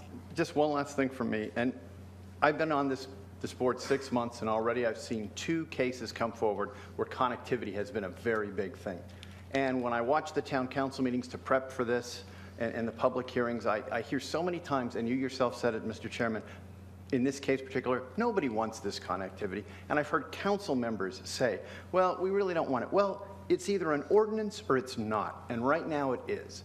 And we've got, as Ms. Grannon said, we've got a way through the quasi-judicial process to kind of work our way through that system. But also, if this is such an onerous thing, well, the council should do something other than saying, well, here's this ordinance, but, you know, in this case, nobody really wants it. We'll find a way around it. We are held by that ordinance, but more importantly, the staff is held to it. And when the site plans come to you, I appreciate, my heart goes out to you that you have to look at the ordinance and say, well, this is what we have to work with. And sort of the council has got to keep that in mind, and even we do to some extent when we say things like, well, you know, nobody really wants it. It's still the law of the land until it's not the law of the land. So that's just what I wanted to say. And I find that going forward, when we do a lot of infill projects, I mean, more and more of our rezonings are going to be inside where there's already roads in other areas. This is going to come up more and more.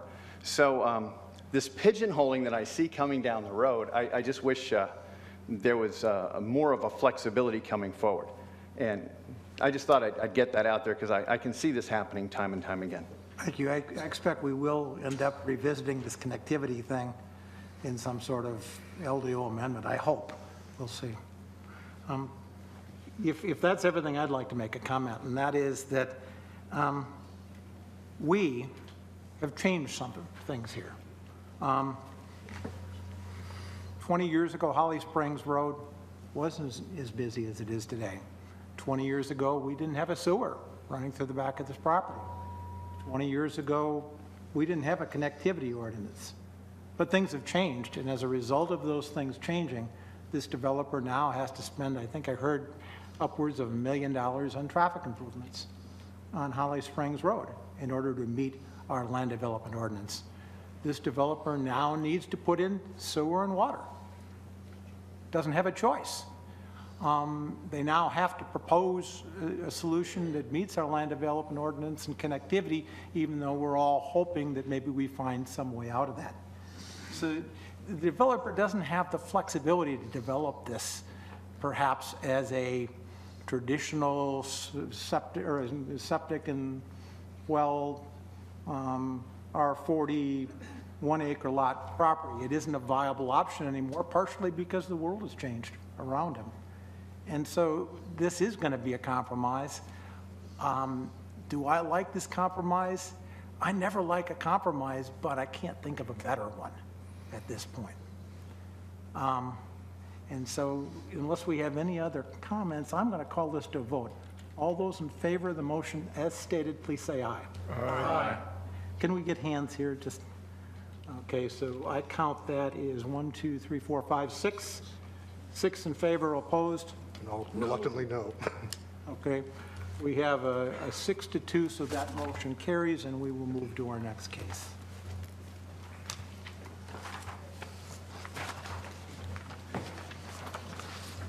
And our next case is 13 REZ 25, the Stitt property south, presented by Ms. Behrman. Good evening. This is a public hearing on a request to rezone about 48 acres that's located on Green Hope School Road and Sears Farm Road. Property is on the south side of Green Hope School Road. It's about 1,500 feet west of NC 55. This is a closer aerial view. To the east, you can see Highcroft Village. To the west is the Highcroft area. The reserve subdivision is to the south.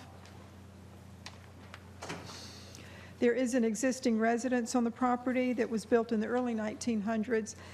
This is listed on the Wake County Historic Inventory as the Sears House. The existing zoning is residential 40, and here you can see in the pink outline some planned development districts that are adjacent in the vicinity, Highcroft Village, the Highcroft, this is Sears Farm Road Park, and this is the reserve subdivision.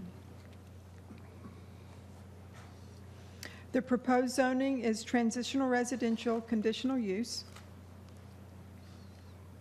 Proposed zoning conditions include limiting the land use to detached dwellings and neighborhood recreation. The maximum density proposed is 3.6 units per acre, and the minimum lot size restrictions that are included with the zoning conditions include 10,000 square feet adjacent to the reserve subdivision, except where that is also adjacent to a stream buffer, in which case the minimum lot size would be 7,000 square feet. This is an illustration of additional zoning conditions that are proposed that relate to setbacks and buffers. And this is broken out into a couple of areas. Adjacent to this purple line, this is adjacent to the reserve. And this is a condition that was modified or added by the applicant after the public hearing in January. Adjacent to this reserve area, there would be a 40-foot common area. Within that, there would be a 30-foot type A opaque buffer adjacent to the property line with the reserve. And then on the opposite side of the opaque buffer would be an opaque fence. Then the proposed lots would be separated from the reserve by the 40-foot common open space buffer area. And then these, the initial lots within this area along the property line would contain a minimum of 10,000 square feet. And within those lots, there would be a 30-foot rear setback. So all of these concepts are captured in the proposed zoning conditions within this portion of the site. Adjacent to the stream buffer, the minimum lot size would be 7,000 square feet, since there is an additional separation between the reserve that's built into this area due to the presence of the stream buffer. Also, there were two additional conditions that were added after the public hearing. The blue line shows a 30-foot type B streetscape that is offered as a zoning condition adjacent to this portion of Sears Farm Road. Since Sears Farm Road is designated as a local street on the thoroughfare plan, a streetscape is not required, so this was added or offered by the applicant as a zoning condition. In addition, there are conditions related to the buffer adjacent to Highcroft Village. In that case, there would be a 50-foot common open space area. 40 feet of that would be undisturbed. Then there would be evergreens planted 5 foot on center that would be planted at a height of 6 feet. And then on the opposite side of the trees, there would be a fence.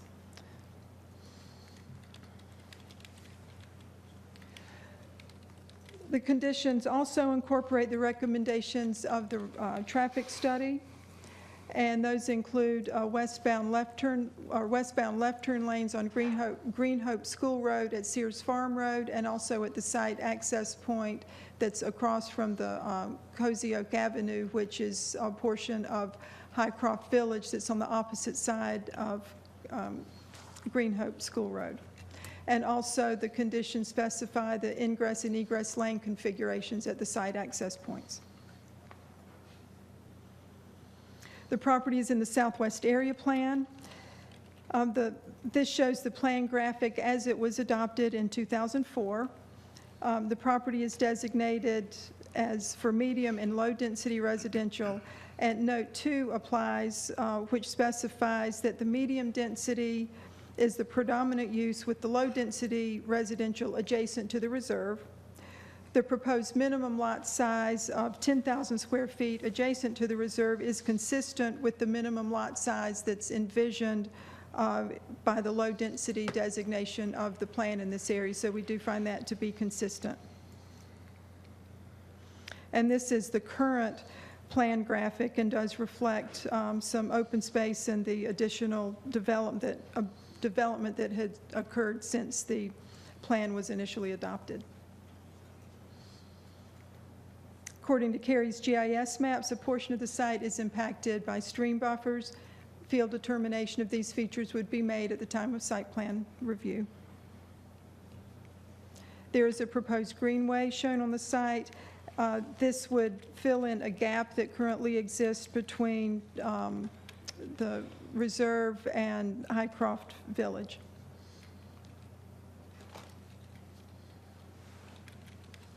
Green Hope School Road is designated on the Comprehensive Transportation Plan as a major thoroughfare and is a future 3-lane section. And as I mentioned, Sears Farm Road is a local street. The nearest transit is a Triangle Transit route on NC 55. This shows a map of properties that were notified of the public hearing. You'll note that there's an area on the north side of the street that's the property that was the subject of the comprehensive plan amendment that you heard earlier this evening. That is a separate comprehensive plan amendment and rezoning request that you'll see separately, but the parcel or there's this portion of the site and the portion to the north actually, or this portion of the site and this northern portion are actually part of the same parcel. So that's why they are included together. There was a protest petition filed. The protest petitions were initially submitted for 21 parcels. There were a number of concerns that were expressed. As of today, we did receive 15 of those protest petitions were withdrawn today, so this is no longer a valid protest petition. There were 3 basic concerns expressed in those petitions, primarily the insufficient buffer widths, a comment regarding the density, one comment with expressing opposition to an extension of infield ridge into the site, and there were 7 of the petitions that did not specify any comments. And as I mentioned, those 15 of those petitions have been withdrawn. At the public hearing, the concerns that were expressed included the buffers adjacent to Highcroft Village, the lack of streetscape along Sears Farm Road, the transition from low to medium density residential adjacent to the reserve, and traffic safety on Edgemore Avenue, which is a street within the reserve. And this is just show here after the public hearing. There were a number of the conditions that were changed or modified that you can see here that that I just summarized for you that were in response to some of those issues raised through the public hearing process. So that concludes staff's comments. After the applicant's comments and the public hearing, I'll be available for questions. Thank you. And with that, I would call the applicant. Thank you. At this point, I will open the public hearing and ask our applicant to address us, please.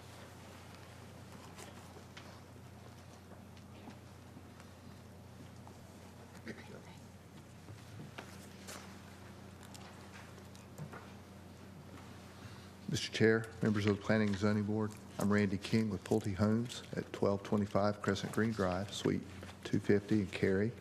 I want to thank you for allowing me the opportunity to speak on this case tonight regarding the rezoning for the Stitt family property. As many of you know, the Stitt family has owned this property for many years and have watched the property around them develop for the past 10 to 15 years, and now they would like the same opportunity to hopefully make this as easy of a process as possible. The Stitts are proposing a rezoning that is consistent with the town's approved long-range plans. They've also asked us to engage very much with surrounding neighbors to try to work through some of the opportunities and challenges that we see with a project like this. I would like to first just echo what Ms. Bierman said. There was a valid protest petition filed, and our team has worked very closely with surrounding neighbors and have gotten 15 of those removed up to this point, which now I think makes the protest petition no longer valid. I want to thank our neighbors who have worked with us for weeks to work through this process to help us understand their concerns and hopefully get those resolved so that we could get those protest petitions removed. It's been a process that started a long time ago, and we're happy to get to this point. We still have work to do, and we will continue with that. I did want to talk a little bit about some of the things that we have been working towards. I think Ms. Bierman did a very good job of pointing those out. Some of them have come from the conversations with our neighbors. Some came from the comments that we heard at the council public hearing. But we've worked to address each of those that we're aware of. We've increased, I think, the amount of buffer in the low-density area adjacent to the reserve property. We've increased the type of buffer. We've added an opaque fence there. We've increased the setback for the rear of our homes in an effort to be more considerate of the properties adjacent to us. We've worked very closely with folks in Highcroft Village. That has resulted in an agreement between us and them that has been signed. And that, I think, if you read the staff report, there were many zoning conditions that we proposed that staff said were not, should not be used as zoning conditions. So we've taken those and pulled them out of the zoning and entered into a separate agreement with that neighborhood to resolve some of those issues. And then just in summary of the types of things that we've done as we look around the perimeter, we've proposed a streetscape on our property along Sears Farm Road. We've reduced density adjacent to the reserve to specify the 10,000 square foot lots in those areas. We've specified types and density of materials on the front of homes, special landscaping materials for corner lots, front yard landscape requirements, buffers that exceed the town requirements and exceed the buffers adjacent to adjacent properties. We've worked with the adjacent neighborhoods and have actually funded certain traffic calming improvements within their neighborhoods. Those are subject, obviously, to a town's process and approval, but if those are approved, we've actually provided funding for the installation of those devices and ensuring the existing road that runs through Highcroft Village does not make a direct connection to Sears Farm Road or Green Hope School Road. We've kind of arranged the streets in a circuitous pattern with multiple stops so that it's not such cut through. These are all things that we've worked very hard with neighbors to understand their concerns and offer those to keep, we think, making a project that is better and is more, that interfaces well with the adjacent properties. Mary did mention the traffic study. We did have a traffic study done, and we've committed to all the traffic improvements that were identified by the town's consultants, with the exception of any of those that were already in process by others. We did talk about density a little bit. We've lowered the density to 3.6 units, which is at the lower end of the allowable density for the project that would be consistent with your land use plan. So we think that we hope that we've heard your concerns and have addressed them. Once again, I want to thank you for your consideration of this project. I would ask that each of you vote in favor of this rezoning because it is the product of a lot of hard work between us, the surrounding neighbors, the town staff. It is a project that's consistent with the town's long-range plans, and it'll allow the Stitt family zoning that's already been afforded to many of the properties around them. So I thank you very much for your time. Thank you. Thank you. At this point, we will continue with citizen comments in our public hearing, please.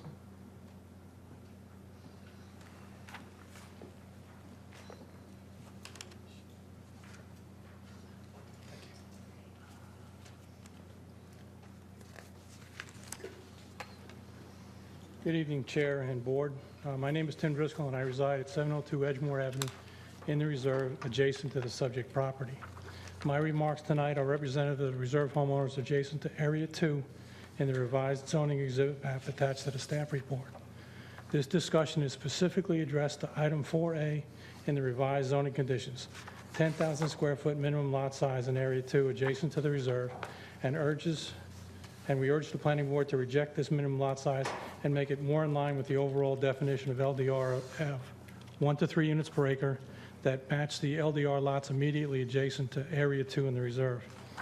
While none of the homeowners object to the development of the Stitt property, we do object to the lowering of our property values essentially by taking a density change at our property line. Let me try to just summarize some of the points that are relevant to this rezoning application, provide information to reject item 4A as it stands. The existing Southwest Area Plan shows a substantial LDR transition zone on the proposed development property of approximately 9.5 of the 47.8 acres.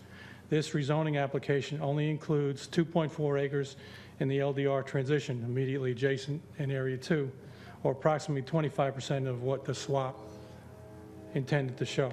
I can understand some of the decreased net for the stream buffers on the one side, but still, it's a break. Swap calls for 1 to 3 acres per unit for LDR lot size with a minimum of 10,000.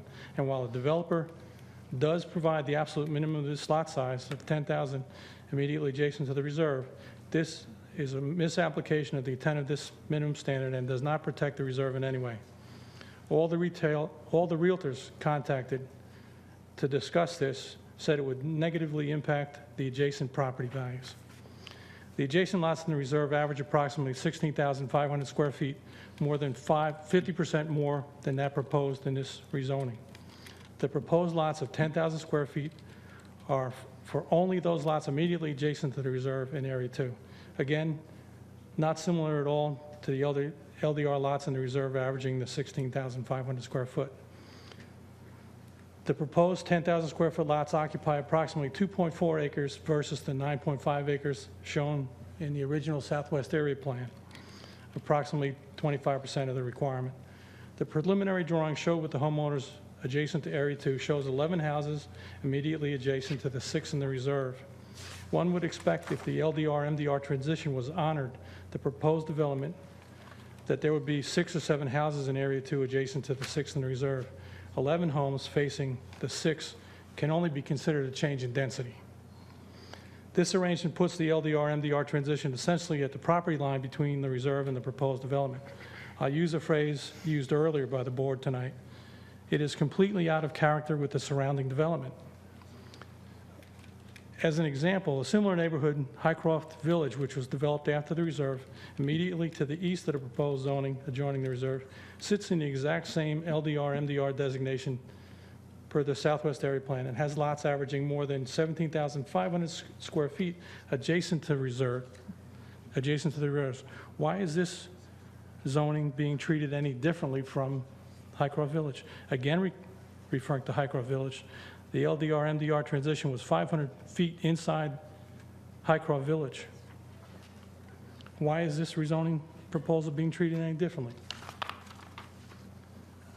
The developer has proposed a long list of rezoning conditions, and it was a pleasure to work with Chris from Pulte getting some of these through. Not all of them are acceptable to the town of Cary for different reasons, but all are meant to make the development more harmonious and with the surrounding existing development. None of these 23 items seem to be coming at any additional cost to developers. Costs will be passed on to the future home buyers, essentially costing the developer nothing for this list of 23. Why shouldn't the LDR adjacent to the reserve be similar to that in the reserve? We strongly recommend that the planning board reject item 4A, Area 2 adjacent to the reserve. As you have in the past in Highcroft Village and the reserve, require a true LDR for item 4A. When has town of Cary ever accepted a minimum at the expense of existing homeowners? In closing, I have to ask each and every one of you, if you expected that homes developed adjacent to your home and property would essentially be the same lot size and home size as provided by the existing town of Cary development plans and published and designated LDR in the Southwest area plan, and they were not. I'm sorry, I have to cut you off here. You've used your allocated time, to be fair. I got 6 seconds here. All right. The light's red, I'm sorry. Okay, sorry. And would Apologize. impact you financially, would you object? Thank you. Next speaker, please.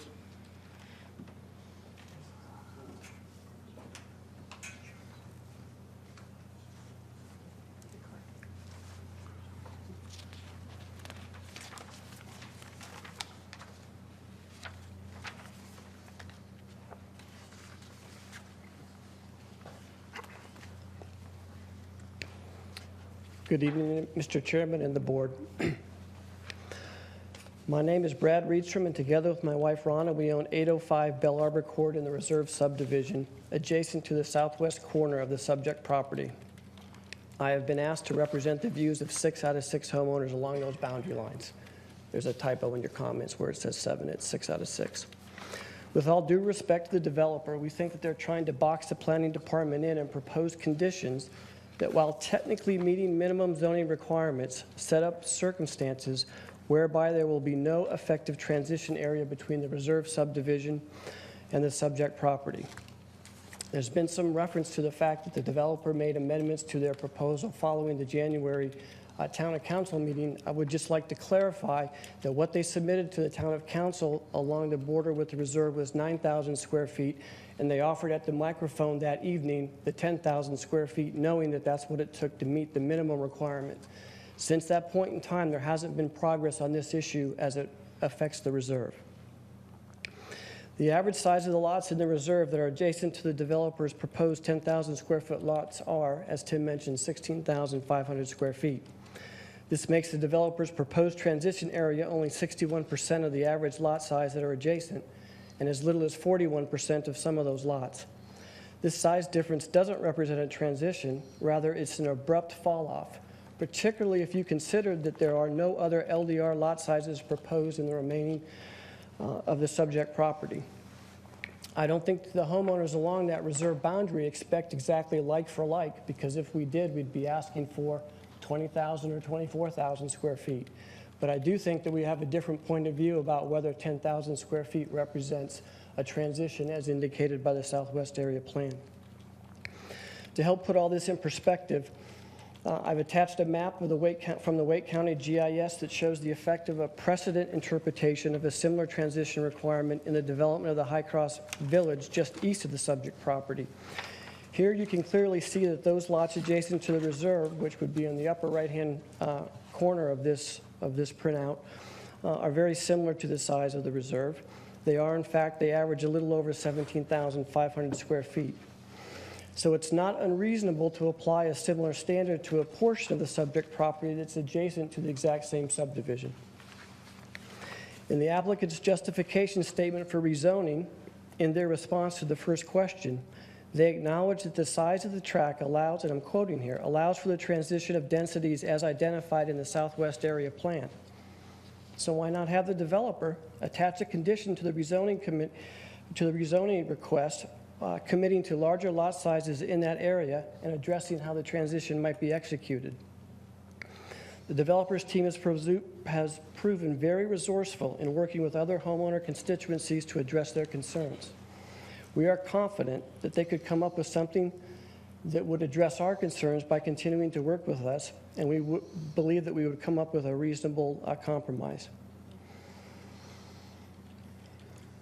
We're willing to suggest that if we took the developer's drawing of the proposed lots for the entire area that's designated as transition that could result from this requested rezoning with the proposed conditions, and if we took that drawing and we asked the students in all the math classes at the Highcroft Drive Elementary School if the shapes and the polygons in the proposed area represented some sort of transition from the reserve area, I think we would feel pretty comfortable in knowing that the answer would be no.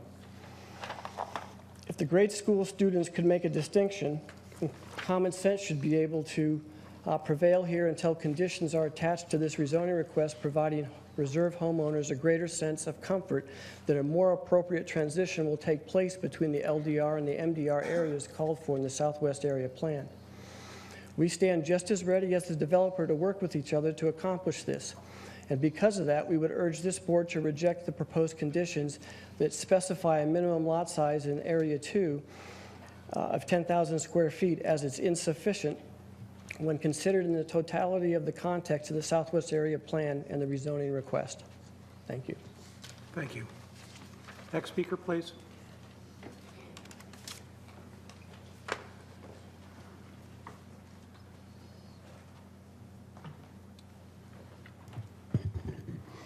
Hi, I'm Sean Welch from the Highcroft Village.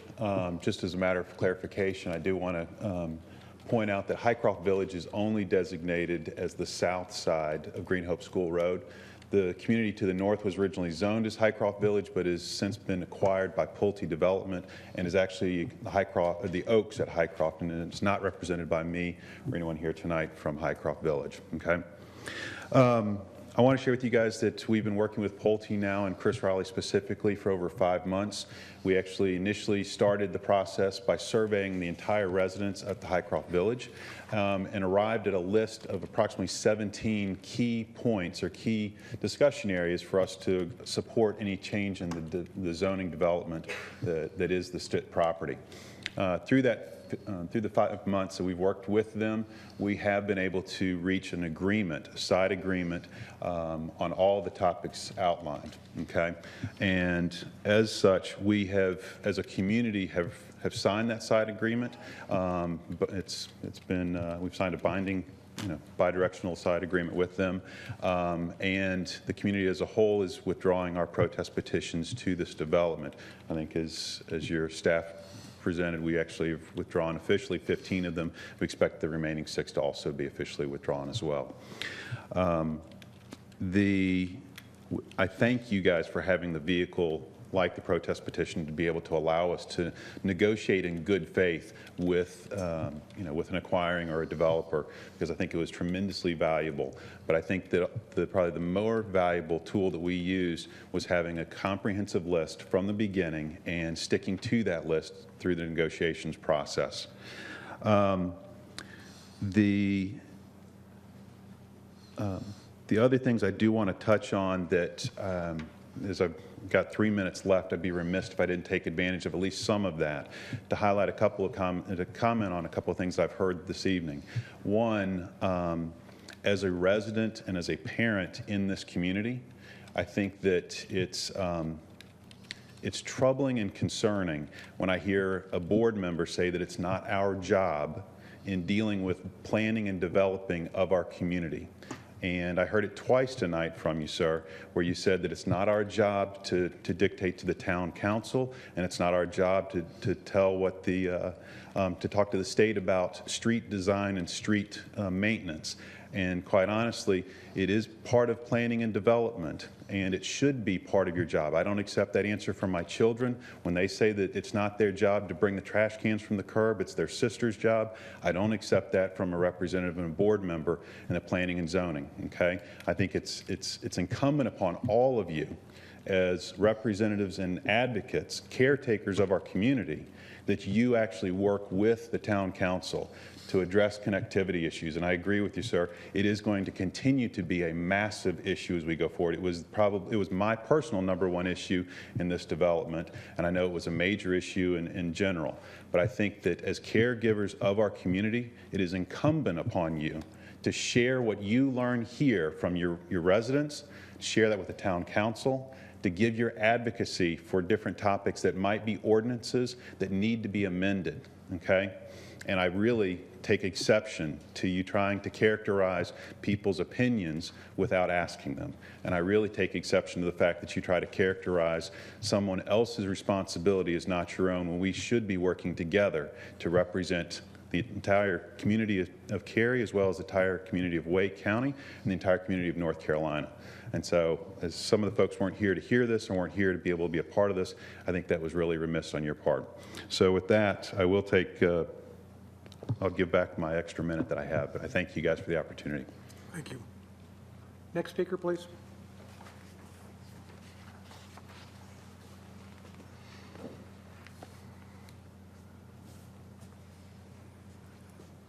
Good evening. My name is Glenda Topp with Glenda S. Topp and Associates. I'm here tonight as a representative of the applicant, the Stitt family. Wanted just to go over a couple of points that were brought up tonight, and specifically it addresses the proposed density and lot sizes next to the reserve. As was pointed out by Mr. King, we have been working with the different neighborhoods in different capacity depending upon the information we received and just the different needs of the community. Want to note that the lot sizes are 10,000 square feet, but it is without a 40-foot buffer that we have provided adjacent to those lots. If you take the 40-foot buffer that is adjacent to the lots, and it will be in a common area, the lot size is roughly 12,500 feet.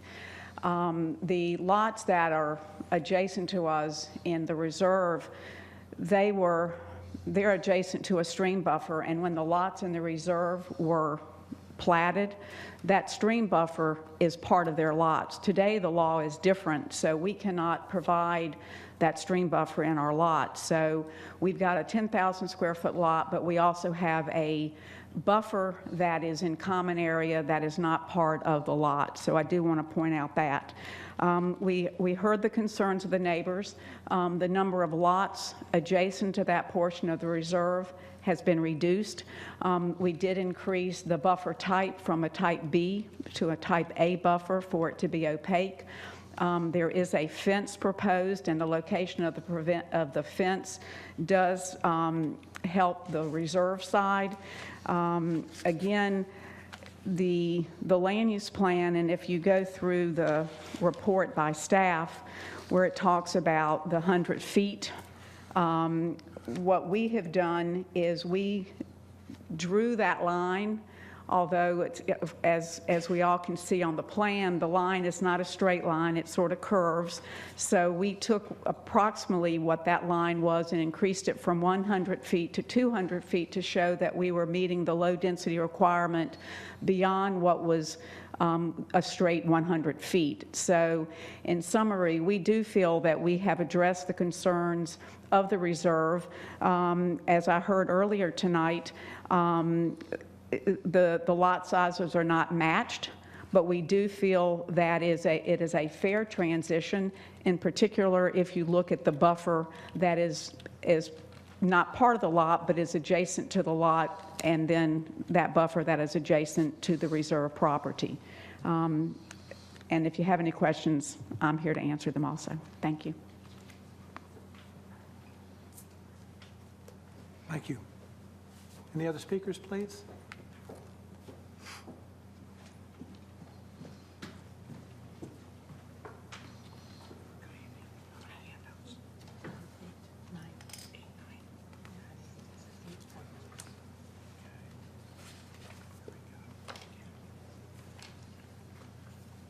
Good evening, Mr. Chair and members of the Planning Commission. My name is Scott Hoyt. I am a resident of Highcroft.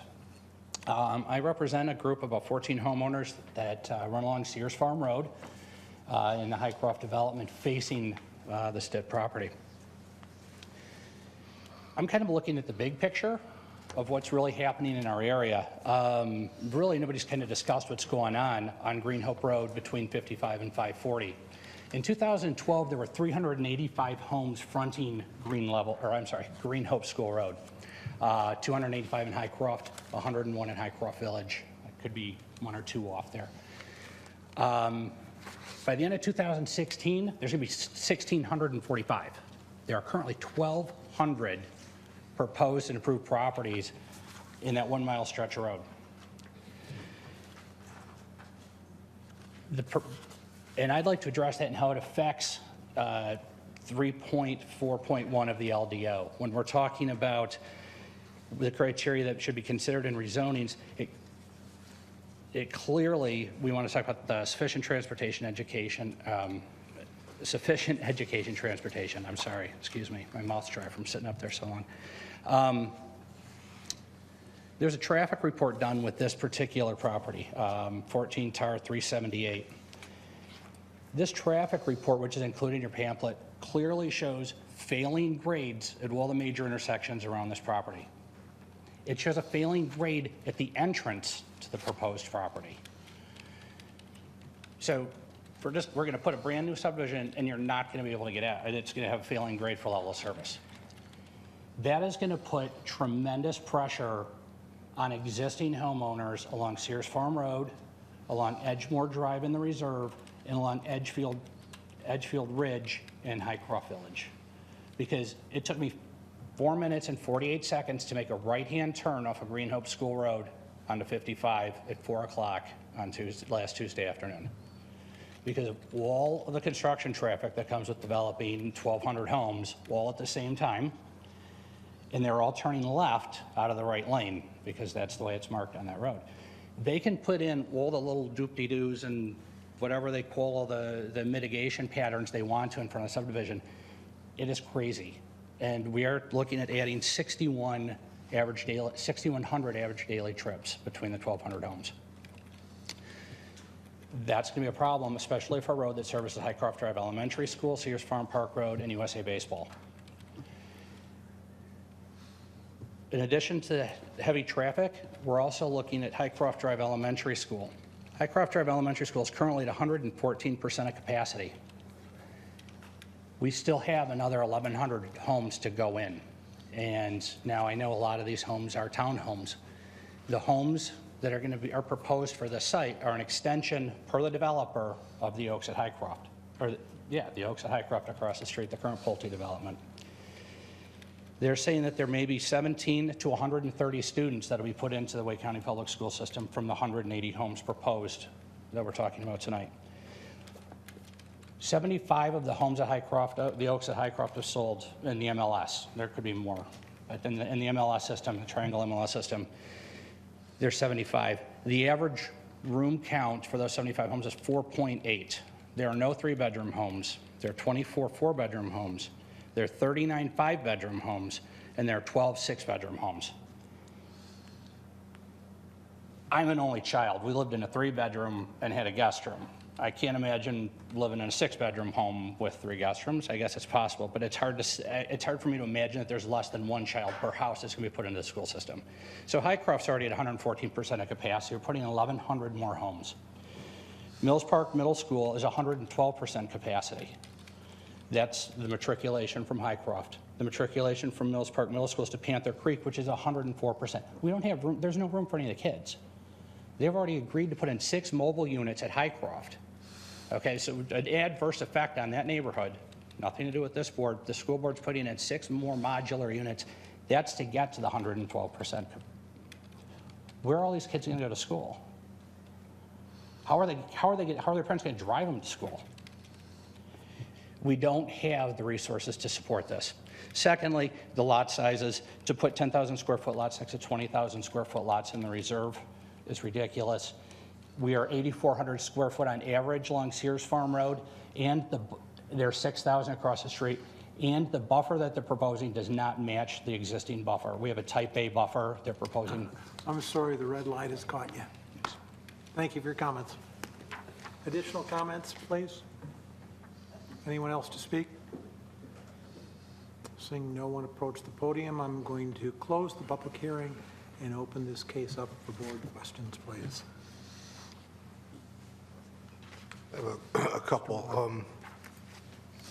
First, just to clarify, for absolute certainty, excuse me, as a result of the removal of the 15 protest petitions, there is currently not a valid protest petition associated with this. Is that correct? That is correct. Thank you. And we face this often regarding the school capacity figures and so on that were referred to by the previous speaker. I don't know if it's reasonable.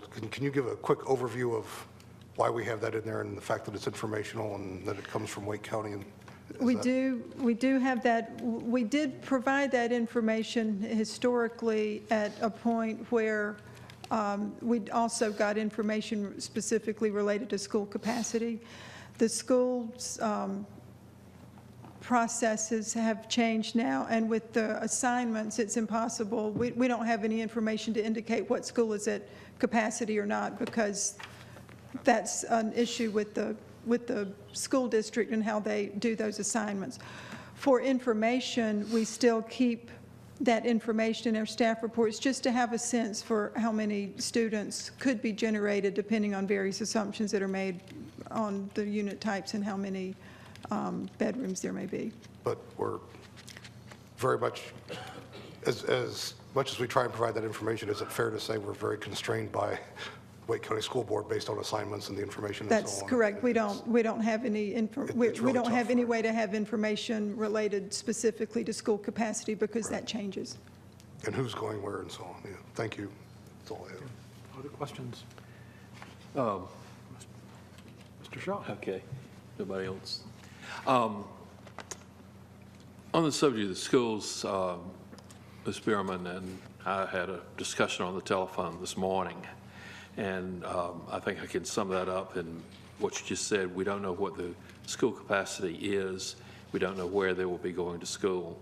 And there's no discussion between the staff or anyone within the town government and the school system about assignments and about capacity. That's correct. We don't have specific discussion about those assignments. I will say that there is modeling that is done where the school district does have access to information from all the municipalities related to their land use plans that they use for advanced planning. And those models are updated periodically based on the development that occurs. So we may be contacted to give updated information to feed into that, where they do take development into account, certainly, and where projected development is going for making those plans. In general, are the schools in western part of Cary overcrowded? I don't have any specific information to answer that. Okay. Okay. I have a different subject, but... Did we have someone else that wanted to pipe in here? If not, Mr. Shaw, you've got the floor still. Okay. As long as there's somebody else that would like to talk on that subject. Traffic. I have some questions on that.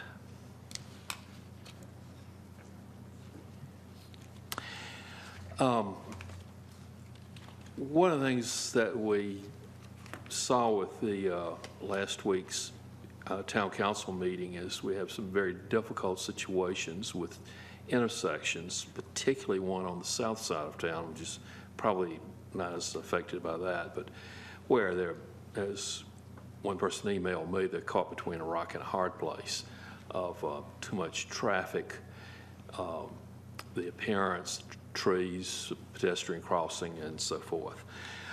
So that it does give me some concern about the additional cars that we'll be putting on the road, many of which will go a lot further than just a half mile or a mile or so, and well outside of even what the traffic analysis report can determine. But we are adding cars to the road when we add houses. So I did read with some interest the traffic analysis report for this. One thing I noticed, I was particularly looking at the NC 55 and Morrisville Parkway interchange, which is some distance away from this, but still covered by the traffic study. I would like to ask you about on the page 34 of the traffic study, it refers to the combined 2016 with signal traffic adjustments for the weekday PM peak hour level of service that has NA. I presume that means not applicable or not available or something. Was it on the eastbound approach?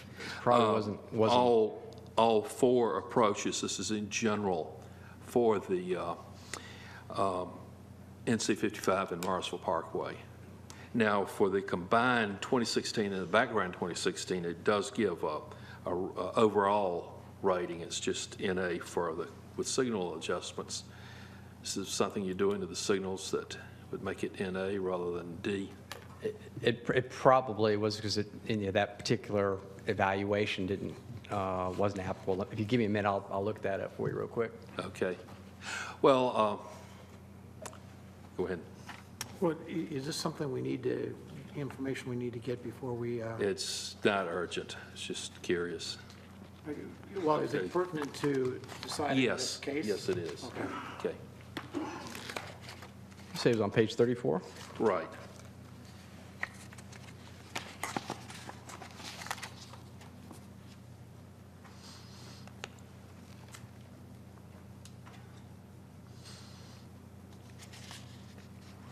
I believe that was because in the background, I think it's 16, it probably did not have, that's a good question. On page 34? Yeah. If you don't have the answer, I'd have to look further, Mr. Okay. Shaw, to understand that a little bit more, why it was. Because I do have some things that are more important. I do know that if you look on executive summary on E3, It actually does show, that in 16, it was, under the combined, it was level service E in the AM and level service D. It could have just been a reporting error in that particular table. All right. Going on to page 36, since you have it there, the NC 55 in Green Level West High House Road, which is another one I drive through quite frequently. Currently, it's existing PM level of service of E. Background is expected to be E in the morning and F in the evening. Combined, it gets a little bit worse, still E and F, but slightly greater amount of time. Wasn't there something in our ordinance about that if something was already failing, we weren't supposed to make it worse? If you remember, a year ago, we changed our ordinance to repeal the adequate public facilities ordinance. So we no longer have a requirement that requires development to go back and mitigate back to pre-existing. All we do is report findings of level service that are beyond level service D, and any recommendations for improving that intersection back to a pre-existing condition. They're not required to do anything, and all these conditions or improvements that they're offering to make to the town is truly a voluntary offering. So that's a big difference than what it was when we had the adequate public facilities ordinance. They actually were required to make those improvements. There weren't any discretion at all by the council to allow that. But you are willing or able to, in your deliberations in this case, look at issues like traffic, and if you feel that a particular improvement or a safety issue is prevalent at a certain intersection that has a direct bearing on, due to this case, then I think then you do have some ability to comment on that and make your vote accordingly.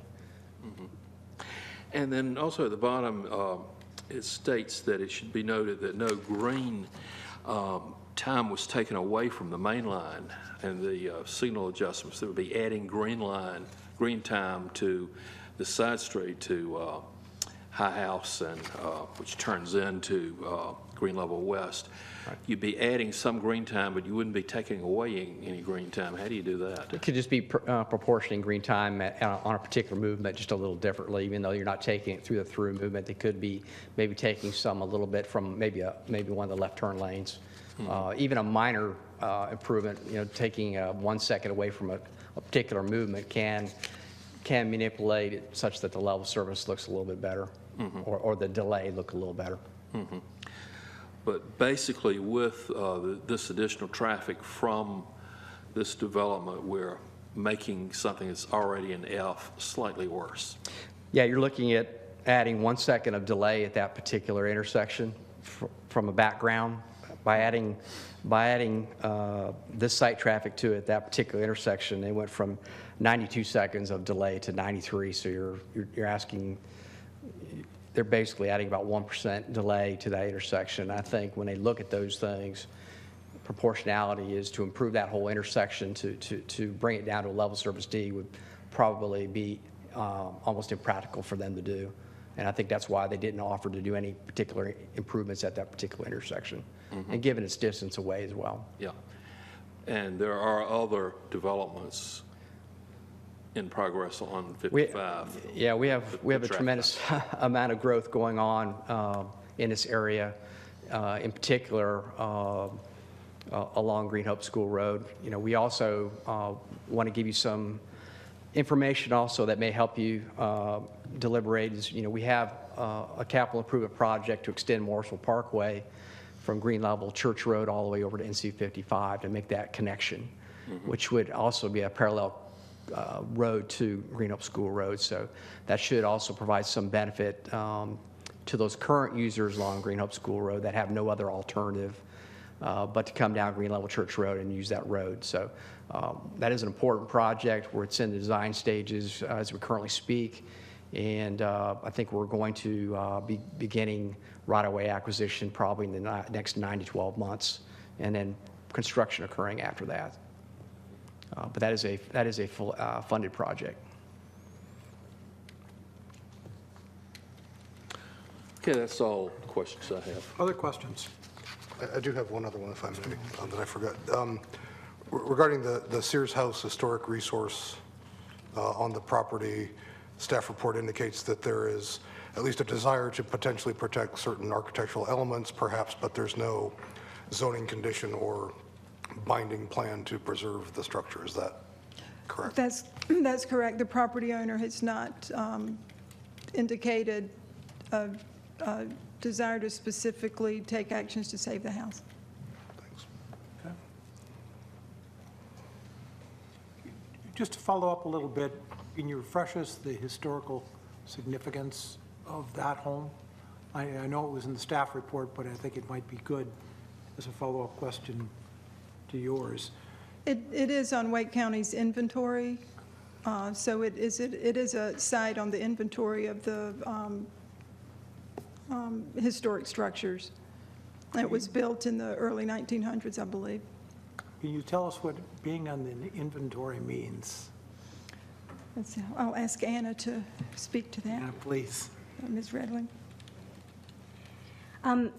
The house is on the Wake County Cary inventory, and it just means that it is one of the homes that, when we surveyed our whole town, that it was at least 50 years old, and that it represented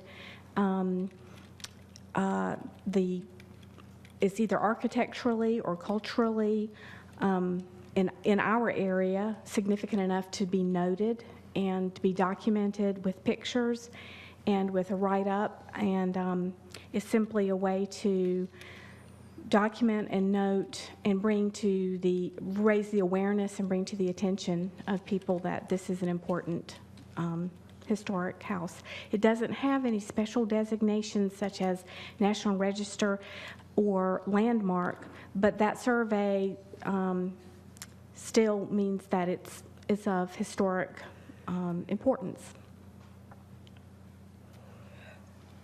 Can you, I know I might be asking for something you can't do, but can you give us a little bit, because I don't understand the tiers of importance. And Mr. Miller, maybe you can help, because I know you're much more articulate on this than I am. Is this a really important historical property, a sort of important, or kind of, or, I mean, you help me here. I'm trying to figure out how much we should focus on protecting. I'm happy to let Ms. Redling do it, or I'll give it a shot if you Ms. prefer. Redling, help us here, will you? Well, I think you raise an important question, and we are in the process of, we have surveyed now, and we have a nice inventory and database. We're not there yet to have prioritized or said which are more important than others, but that's something that our plan calls for doing as a next step. And all historic preservation programs start with the survey. And then during the survey, if something rises to, say, a significance that makes the surveyor think it could be a National Register property, that's often reported and the owners are contacted. If someone doesn't want to be on the register, they don't have to. It's a voluntary thing. That's something that is a program that goes on and is ongoing. This property has not been recommended to be on the National Register. In my opinion, it doesn't make it less historic for Cary, but it did not rise to that level through the survey. Nobody thought that it should be nominated to the National Register. Then there are local landmarks. That's another way of prioritizing and saying that this property, say, should be a Cary landmark. This property has not been nominated for that. And sometimes things are not nominated, one, because the owner does not want it to be, or two, there's just not sufficient resources to do that nomination. In this case, this house didn't get singled out to be a landmark or on the National Register, but it still was noteworthy enough to note it for posterity and have documented it and have it in our inventory. It's effectively, if you wanted to tier it, it would be on the first tier, I think. Being on the survey is the first. First tier. Okay. If you want to look at it that way, I think that's fair. So you being our expert, I hope you're going to have some comments on this aspect, because I need to learn from you on this one. I can. Other questions? I've got one. Mr. Rogers. Mary, Mr. Driscoll's letter, paragraph number 5, talks about the proposed 10,000 square foot lots occupy approximately 2.4 acres versus the 9.5 shown in the Southwest area plan, approximately 20% of the LDR requirement. Somewheres in the dialogue in the past week, I thought I heard someone say that this drawing, this land use plan, the left side of the visual that we're looking at now on page 104, that light beige area really wasn't correctly drawn. It's this. And is in essence smaller. Is this what you're showing me now, the correct? This was the land use plan as it was adopted in 2004. The current line, just a moment.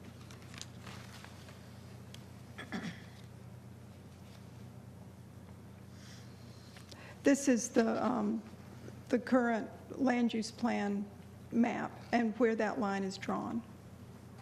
The intent with this is the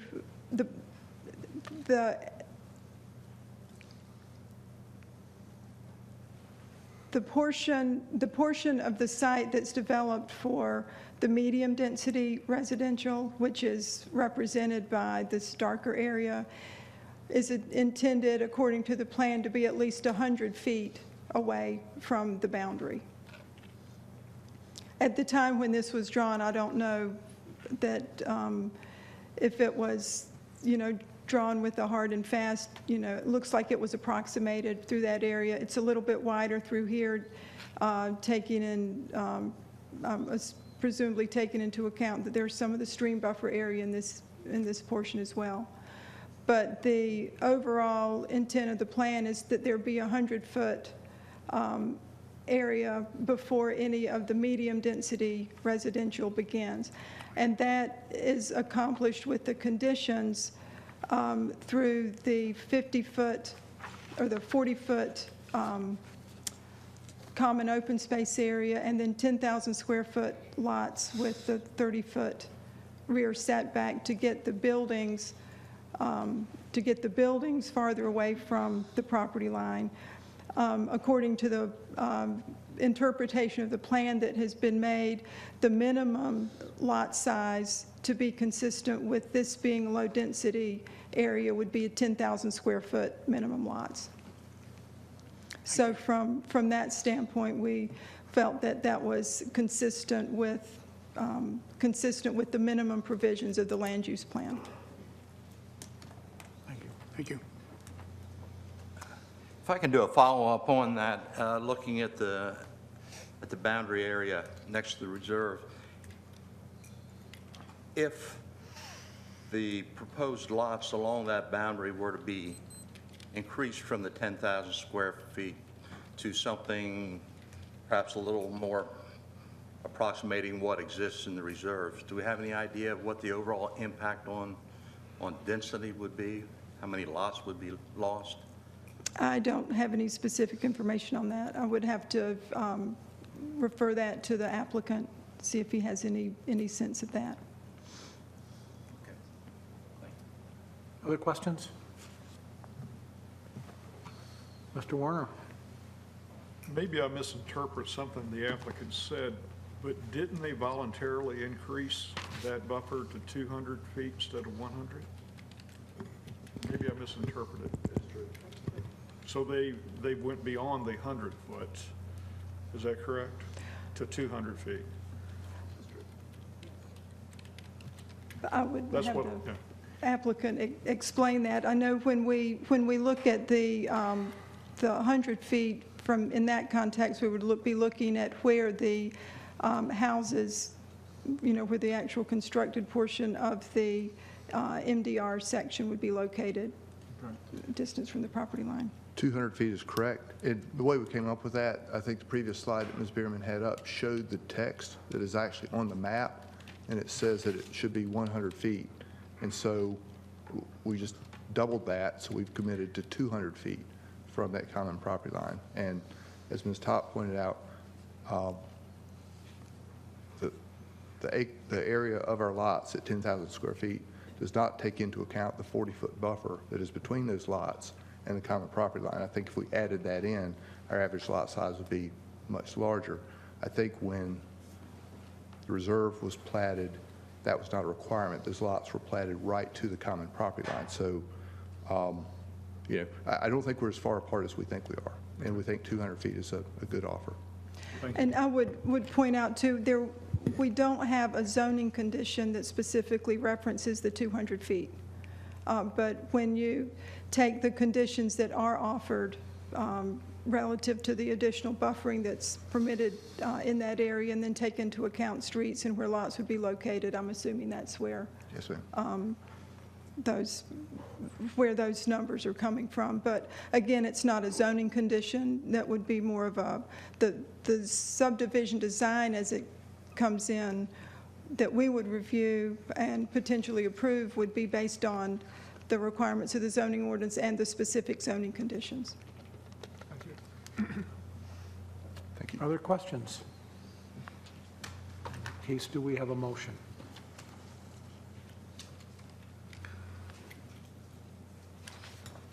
Mr. Chairman,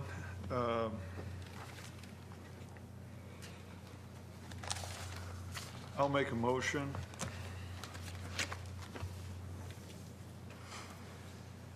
I move that the board forward case number 13 REZ 25 to Town Council with a recommendation for approval as it is consistent with the comprehensive plan and all other applicable plans and is reasonable and in the public interest for reasons set forth in staff report and presentation. We have a motion. Do we have a second? I'll second. We have a motion and we have a second. Discussion, please. Mr. Chairman,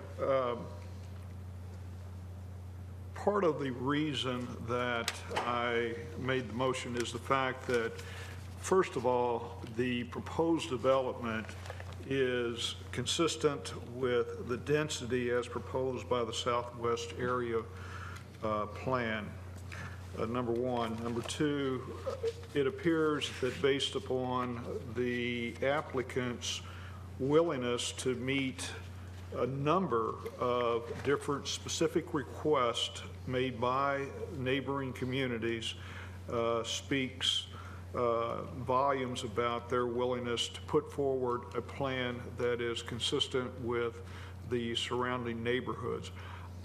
I realize that the preserve has the large lots, but I believe that, and I'm moved by the comments over the fact that that stream buffer is included in their size lots, whereas it cannot be included in the lots for the applicant's development. And instead, they do have that 40-foot buffer there and have expanded from 100 to 200 feet the area for the low density. And I think that is very reasonable in terms of addressing the reserve's issues about the transition between the two. And we've already had one neighbor get up and comment that he felt very good about the cooperation from the applicant with respect to their list, and as such, he and his neighbors withdrew their protest petition, and I think that's a substantial point that ought to be considered. We're all concerned about traffic issues in this area, but that issue is a responsibility of our community to address that in total, and not specifically a developer who's trying to develop a piece of land responsibly. And I'll say I second Mr. Werner's motion and generally second his comments. Would add that I think that the applicant here has gone to great lengths to work with the neighbors and commend the applicant and the neighbors for working together on those. I do hear the concerns about the transition with the neighbors to the south. Once again, you can debate what is a reasonable transition. I don't think you can expect identical, as I said in the earlier case. But I do believe that, as the applicant stated, by the increased buffer, that effectively adds to the transition beyond just the raw lot size. And then the only comment I would really have is I will support the motion, but would encourage the applicants going forward to continue dialogue with capital area preservation with the owners and identify and pursue any reasonable opportunities that may come up for some form of preservation of the historic resources. And I think that's, in our current environment, the best we can ask for. Other comments? Mr. Shaw. Okay. Mr. Chairman, I do commend the developer and the neighbors for working together, and I think they have, from the standpoint of the development itself, come up with a proposal that's reasonably in accord with that neighborhood and where it goes. However, I'm still concerned about the traffic. Now, this is something that we need to address as a community as a whole. However, the community as a whole is made up of individual developments, and it looks as if we have to look at it each time. We're faced with an intersection which is already failing.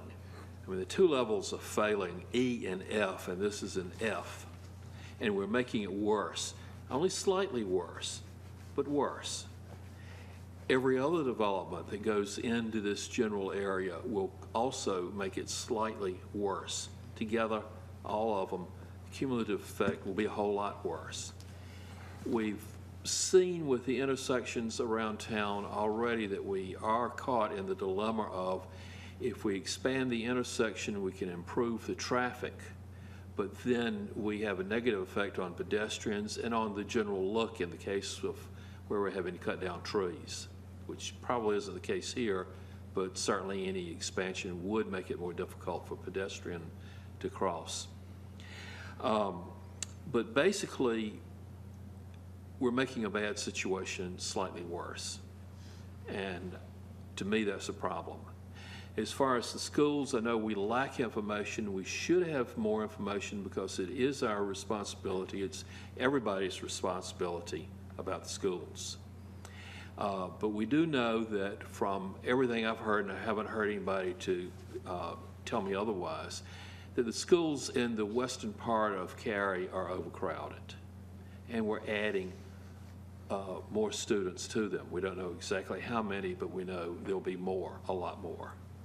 And so, again, we're making a bad situation worse. Thank you. Other comments? Well, I'll maybe summarize, and I'm going to build a little bit on what you said, all right? Okay. Cary is growing, and particularly out in this area. And every time we get a proposal out in this area, we have the same anxiety about traffic impacts, traffic loading, and schools.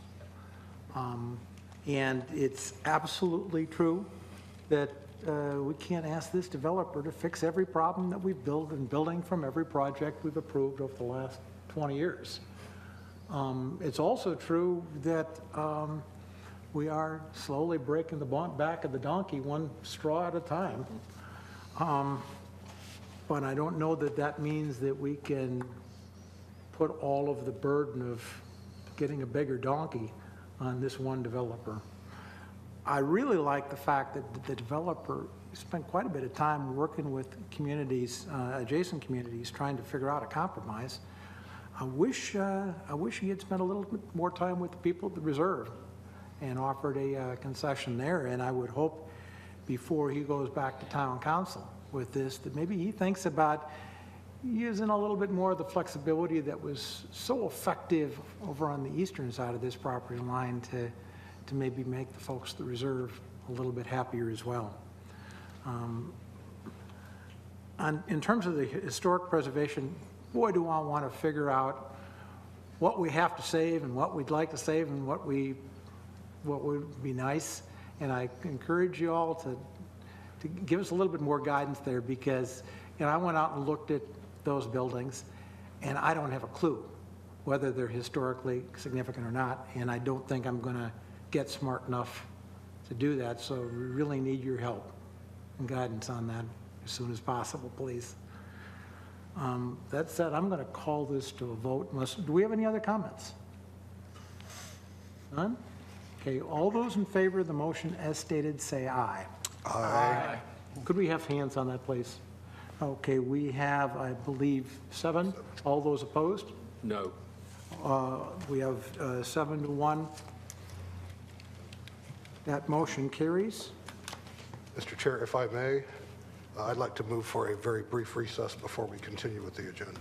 We have a motion for human factors recess. 5 minutes. Any objection? By acclamation, I'm going to declare a 5-minute recess.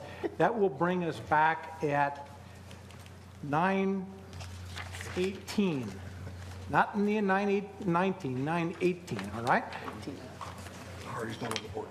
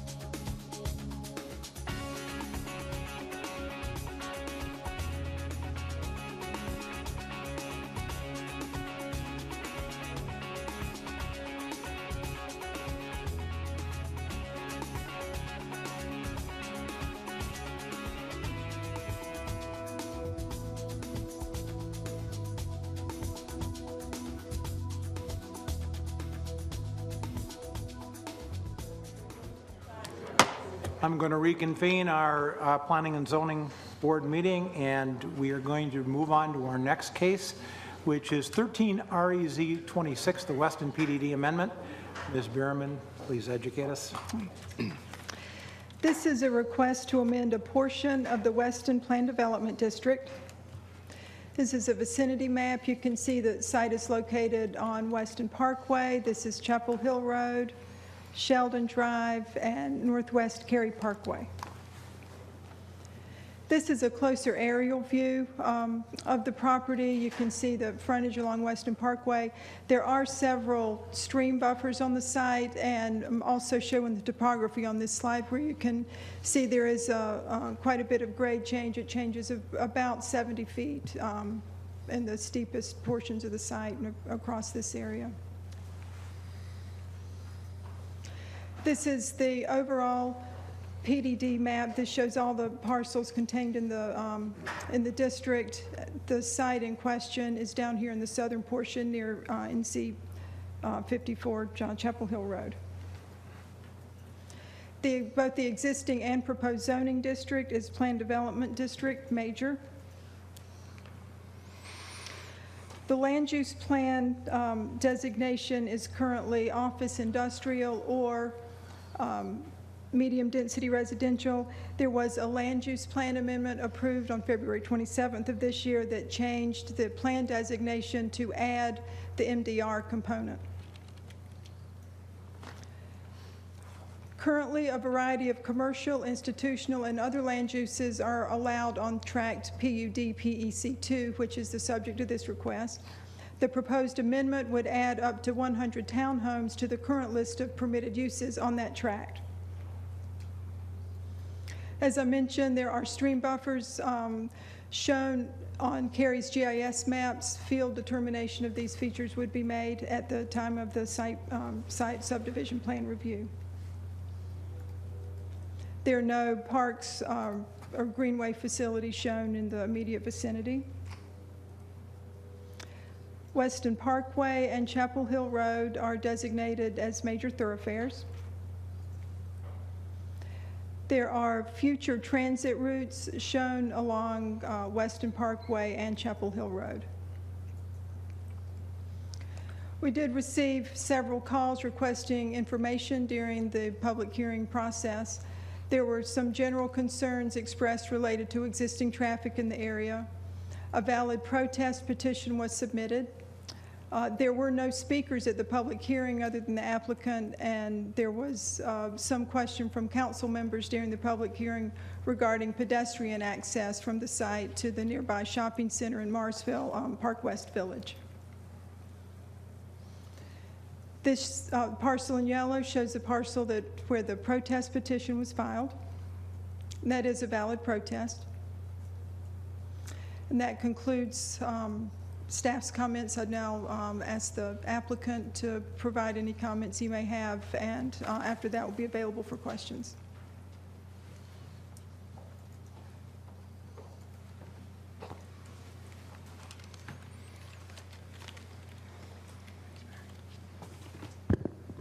Good evening.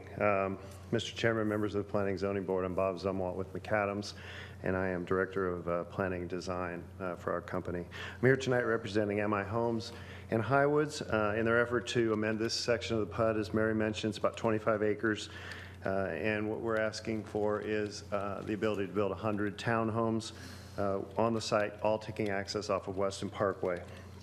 As you know, Weston's about a 930-acre master plan, includes predominantly non-residential uses and common open space. The purpose of the amendment is to convert this 25-acre tract over to a residential use.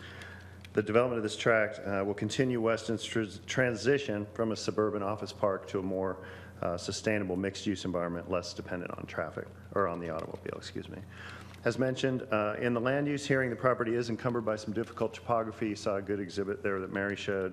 And, there are stream buffers on either side of the property as well, and it is buffered by another about 100-foot stream buffer along Weston Parkway. So it's pretty secluded back in and off of Weston Parkway. These complex features and the lack of visibility from Weston make the site an excellent candidate for a small enclave of homes designed to take advantage of the topo and to respond to the site's environmental qualities. Another attractive feature of the site is its location within walking distance of a large number of jobs and Park West Village. As you can see from the master plan we submitted, we will be providing pedestrian connections to the east, west, and south, as well as up to Weston, so all the directions. The connection to the west will connect to a sidewalk system in the Weston Office Park on the corner of Weston Parkway and Chapel Hill, thank you, which would complete a connection. You can see it shown there in a blue dotted line. So we will connect to where it's shown in yellow up there, provide the connection across to the existing sidewalk system. And that's about a 12 to 15 minute walk on sidewalks that would get people from our site to Park West Village. In addition, we would also be stubbing to the apartment complex. So that's private property. We can't complete the connection, but if they wanted to connect the gap, somebody could walk through the apartment complex also. Just as a side note, that would be a longer walk than what's shown in blue here. In addition, we would be stubbing to the vacant office parcel to the east, so that at some point could connect through to our neighborhood as well, if they chose to complete the connection. We believe the proposal before you tonight for these 100 townhomes will further this transition to a sustainable community. It'll provide housing in close proximity to a great deal of jobs, and also it will be within walking distance of Park West Village. I'm here with the rest of our team, happy to answer any questions you have. Thanks so much. Thank you. Good news is this is not a public hearing, so we can go right to questions. I have one regarding the protest petition. That was one parcel, correct? That's correct. And were there reasons provided with that? There was a reason listed on the protest petition that it would have that residential use would have a negative effect on the adjacent non-residential use. We haven't heard, other than having the protest petition itself, we haven't heard any further comments from that. Thank you. Other questions?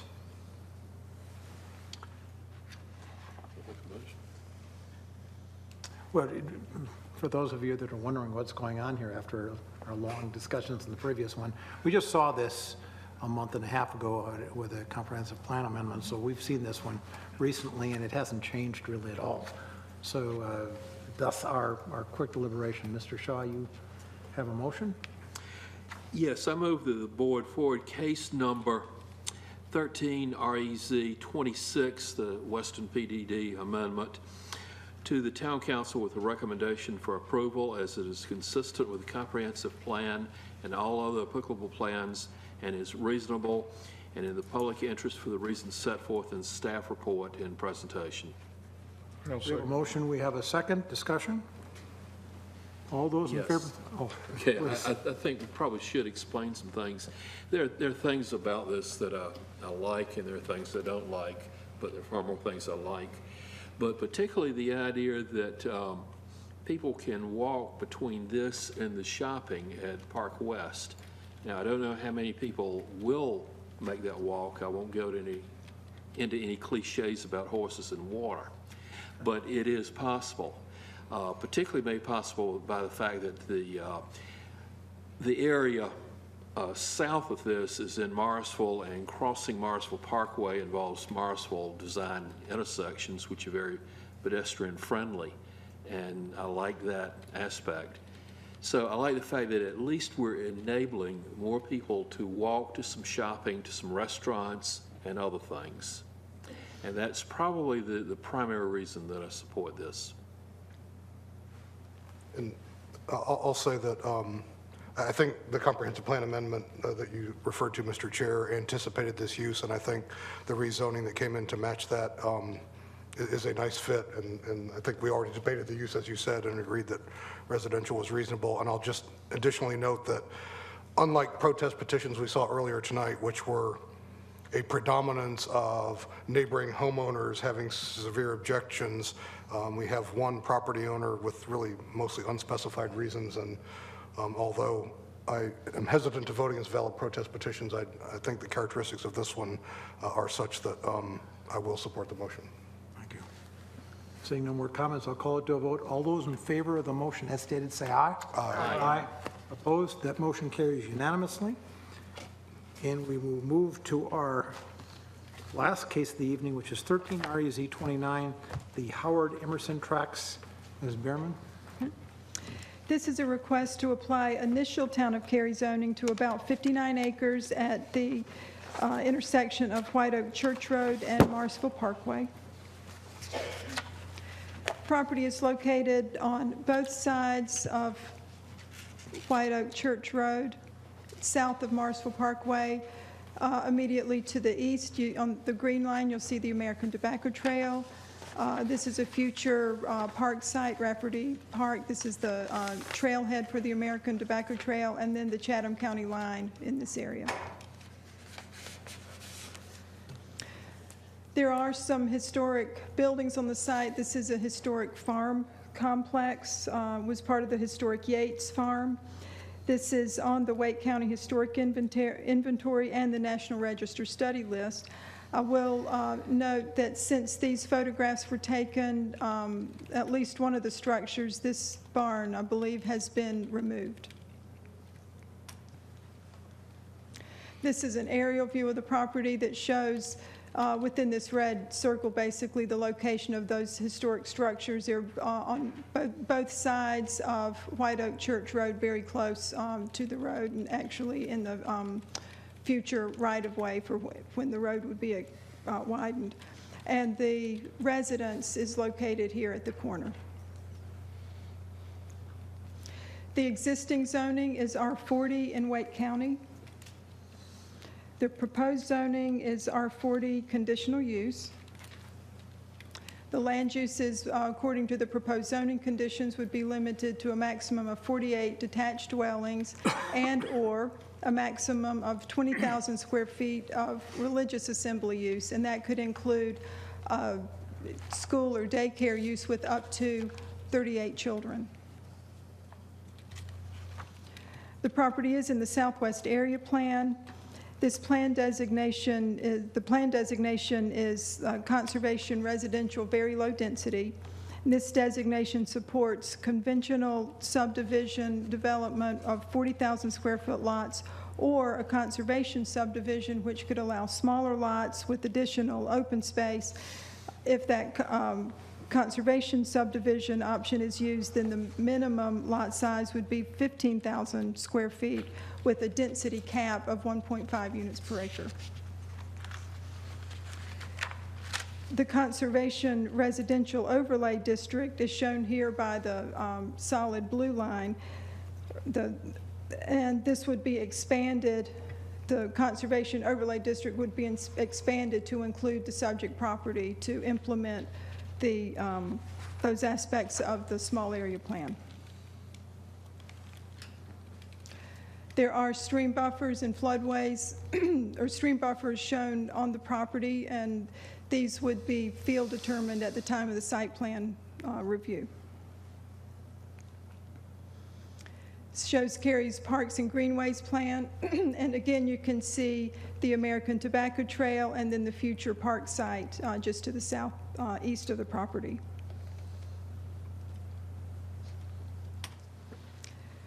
The comprehensive transportation plan shows an extension of Yates Store Road, which would come from the north, that would line up with White Oak Church Road as a major thoroughfare. This future section would be a 4-lane median divided rural section. And Morrisville Parkway in this area is planned as a 4-lane median divided rural section east of the intersection with White Oak Church Road, and a 2-lane rural section to the west.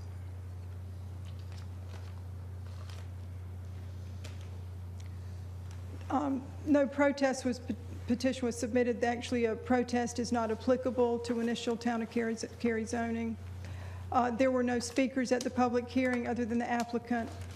In the discussion at the public hearing, the town council did note the presence of the farm complex at this location. And that concludes staff's comments. I'll call on the applicant at this time and then be available for questions. Thank you.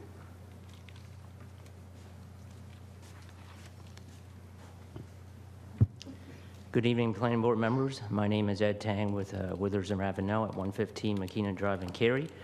I'm here representing the applicant and the contract purchaser of the property, Northwest Community Church. I'm not only the consultant on the project, but I also am a member of the church, so I want to disclose that. The request tonight is to rezone the property, approximately 60 acres, from the R40 Wake County to the town's R40 Bay zoning district, and this is consistent with the town's comprehensive land use plan for conservation, residential, very low density, and within the area plan, and which allows for development of a religious assembly facility and a single-family detached type of subdivision. We held required neighborhood meetings back in November, and those that were in attendance had only concerns about when public utilities would be made available in this area of town, what road widening would be done, and any connectivity issues in relation to surrounding properties, and what type of development would be allowed under the land use plan.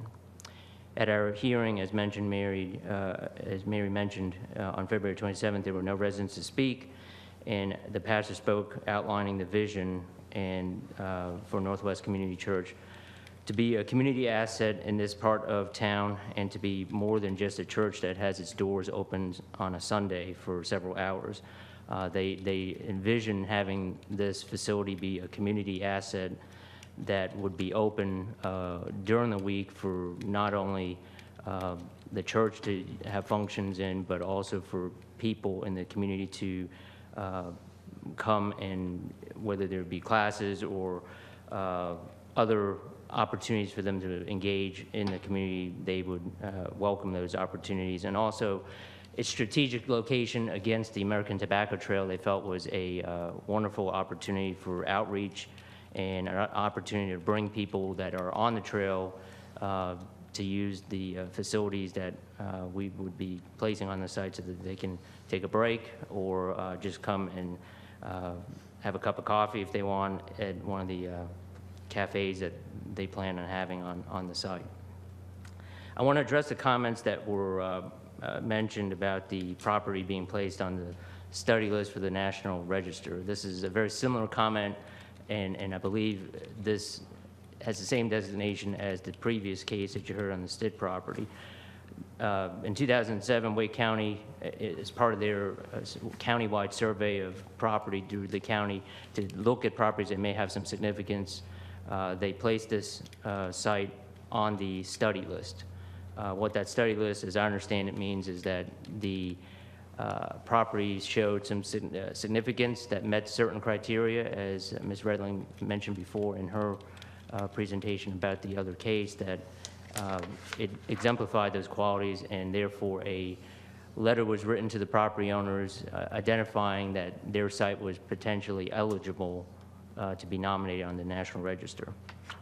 It's also my understanding that the current owners, who are heirs of the Yates family that had owned the property, did not pursue the National Register status for this property, and thus those buildings that you see, they belong to them, and obviously they can do as they wish to them.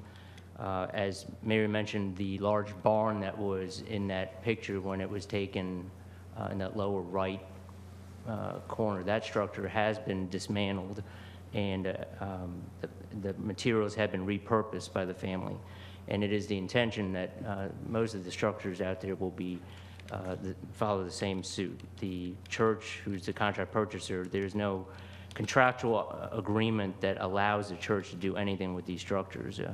They're the families to keep and to do as they wish.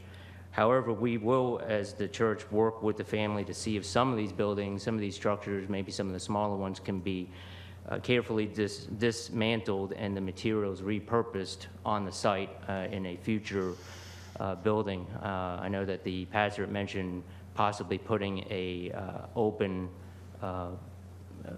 air chapel situated near the tobacco trail.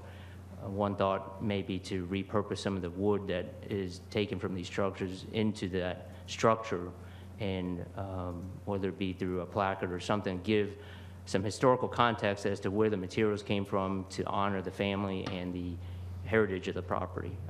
So we would endeavor to do that. We just can't commit to those things right now because we don't know exactly what condition those things are in to be able to do that, but that's something that we would definitely look into.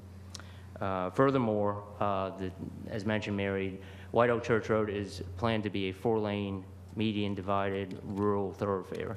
Most of those structures, as you can tell from these pictures, are located at the edge of the current right-of-way. There's actually a section of this road where the right-of-way is only 50 feet, and that was due in part to some of these existing structures that are out there.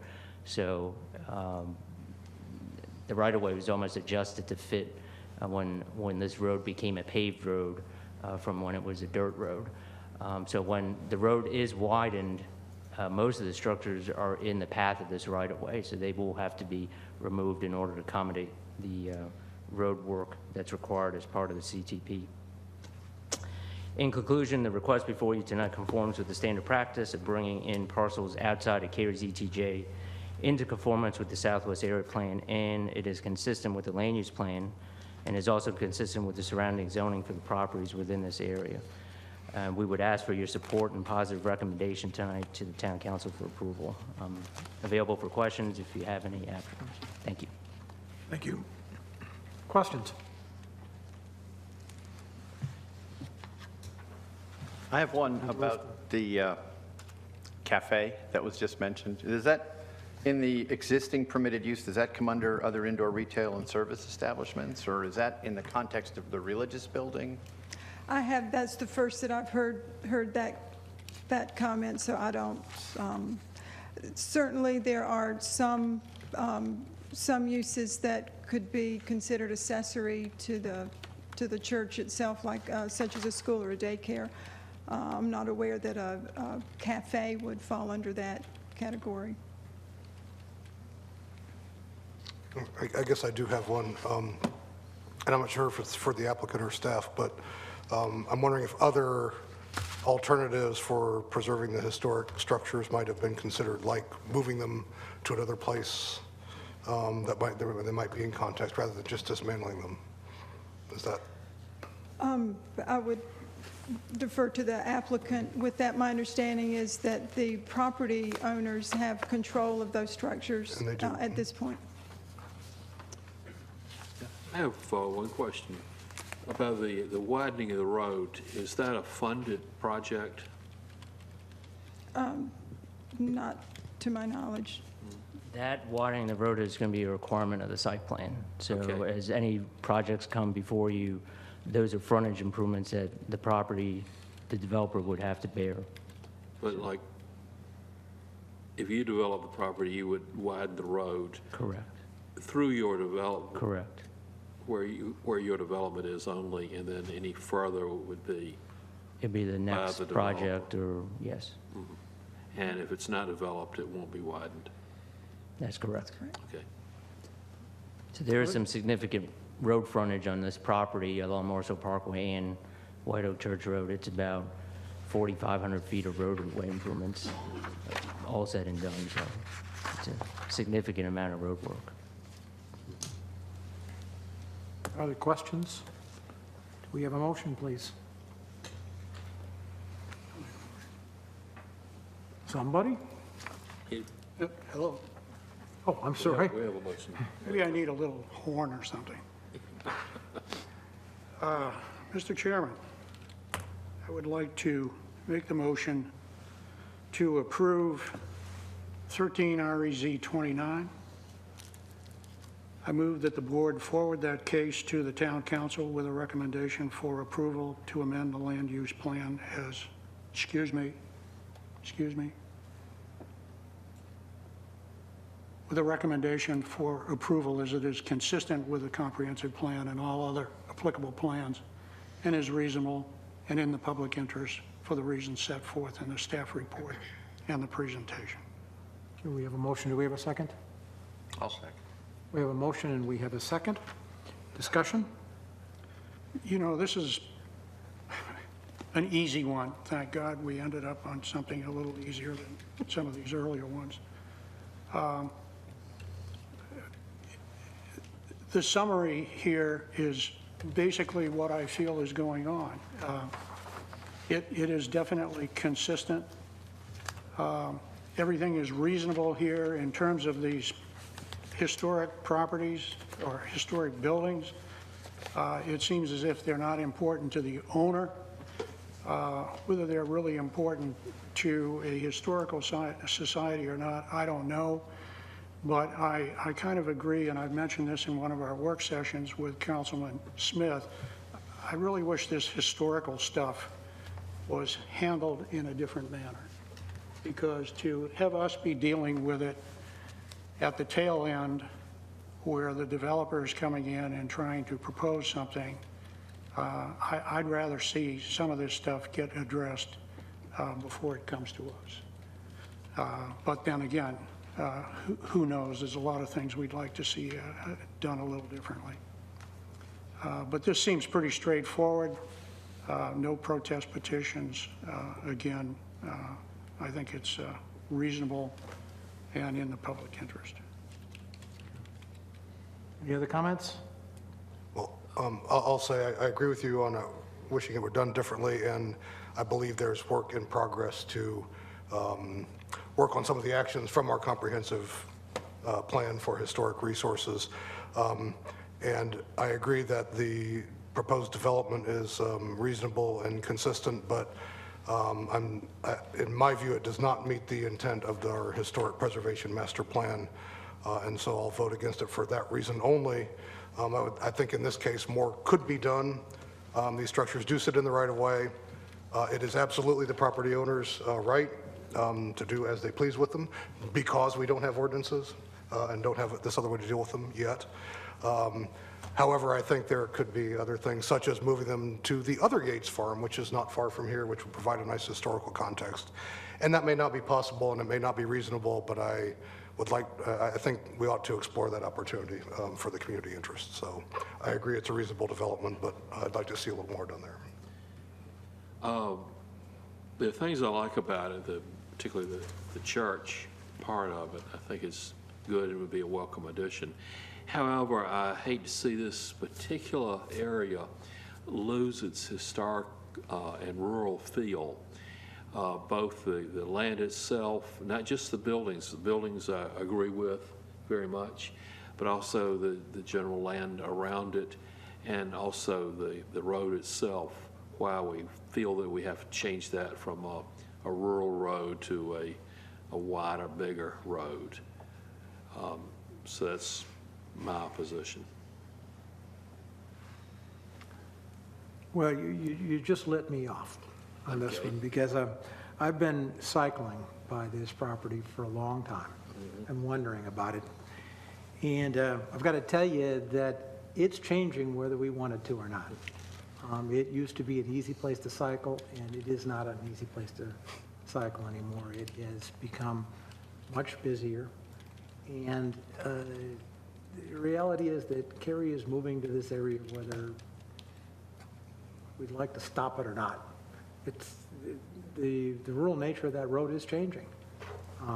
We've just got a lot of stuff happening out there, and I think the cows have already left the barn, so to speak, on this. This is just trying to make the road compatible with what the cows already want.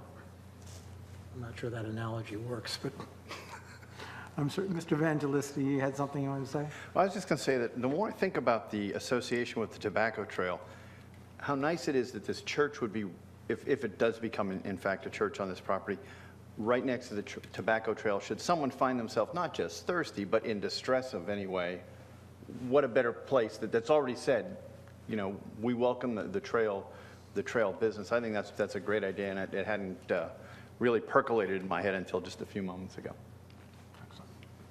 Seeing no more comments, I'm going to call this to a vote. All those in favor of the motion as stated, say aye. Aye. Aye.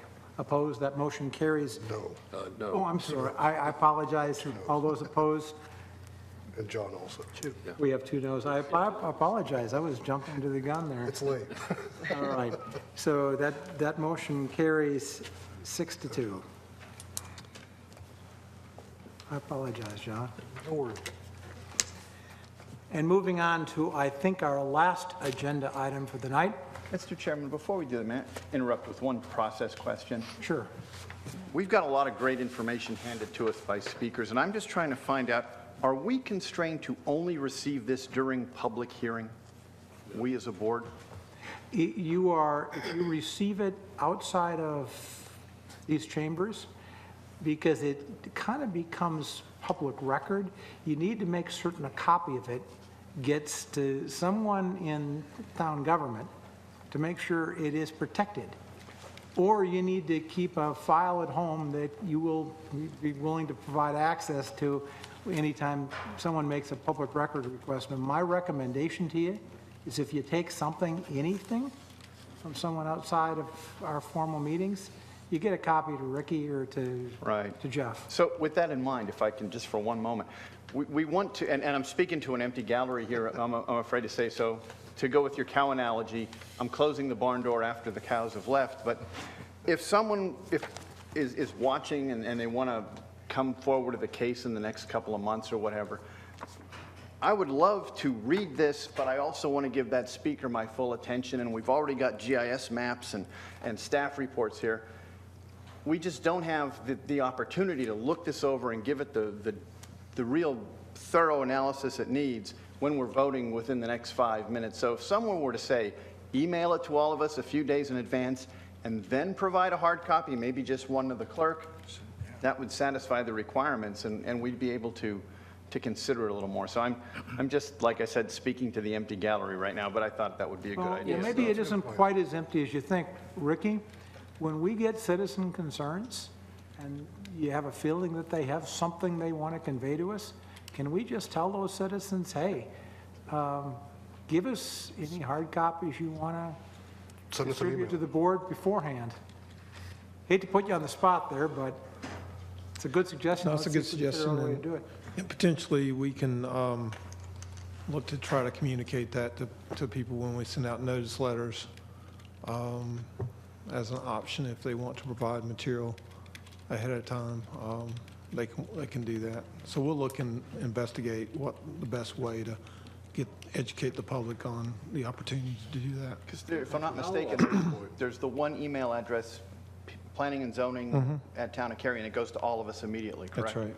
Right. Good point. And, yeah, I get frequently copies like this handed to me. One thing about, and this isn't quite so empty because there are TV cameras here, and there are people who watch this on video on YouTube or on video on the television, however. When something is handed to us during a meeting, you know, we really can't read it right then. We need to pay attention to them, so it gets stuck here, and then we vote before we've even read it. So it would be better if we got it ahead of time. My practice is I make copies of everything using my camera, and that goes automatically. It's ends up on a disk on my computer in a file, which will then be turned over to whoever needs it for safekeeping. And it's pretty easy to do these days with the technology. All you need is a phone with a camera. But it would be much more helpful if we would get printed material like that. If it could be sent to us by email or PDF, you know, somebody could scan it and send us the PDF, or write, you know, if it's text, put it in an email. Or if they want to, just hand us a piece of paper or something. But it would sure help if that came in before the meeting so we could actually read it. Okay, we'll see what we can do. So I think we've got a plan in place for that one. I'd then like to move to our last agenda item, which is we don't have a vice chair anymore, and we need to fill that gap. And so I would like to open nominations for vice chair. I would like to nominate Mr. Miller. I'll second that. We have a nomination and a second for Mr. Miller. Do we have any other nominations? Hearing, do you have a nomination, Mr. Miller? I'm just saying, uh-oh. Hearing no other nominations, I think you have just been elected by acclamation. So congratulations, Mr. Vice Chair. Yes, thank you. And the bad news is you're going to have to switch sides. You're going to be over here next week. Next time. And you now have an obligation of trying to make sure I keep the process right. So I will appreciate your help. And with that said, I believe that concludes our business for tonight. I will entertain a motion to adjourn. So moved. We have a motion, we have a second, and all those in favor say aye. Aye. Opposed, that motion carries, and we are adjourned. Happy St. Patrick's Day.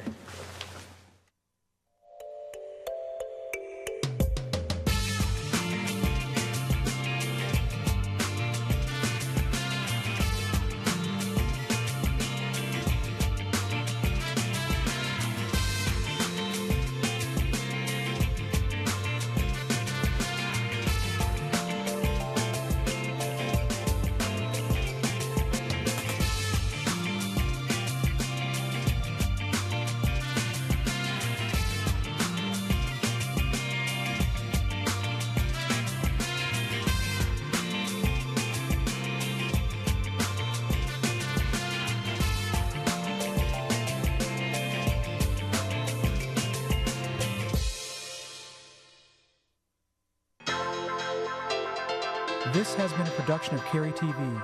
Visit the Town of Cary's website at townofcary.org.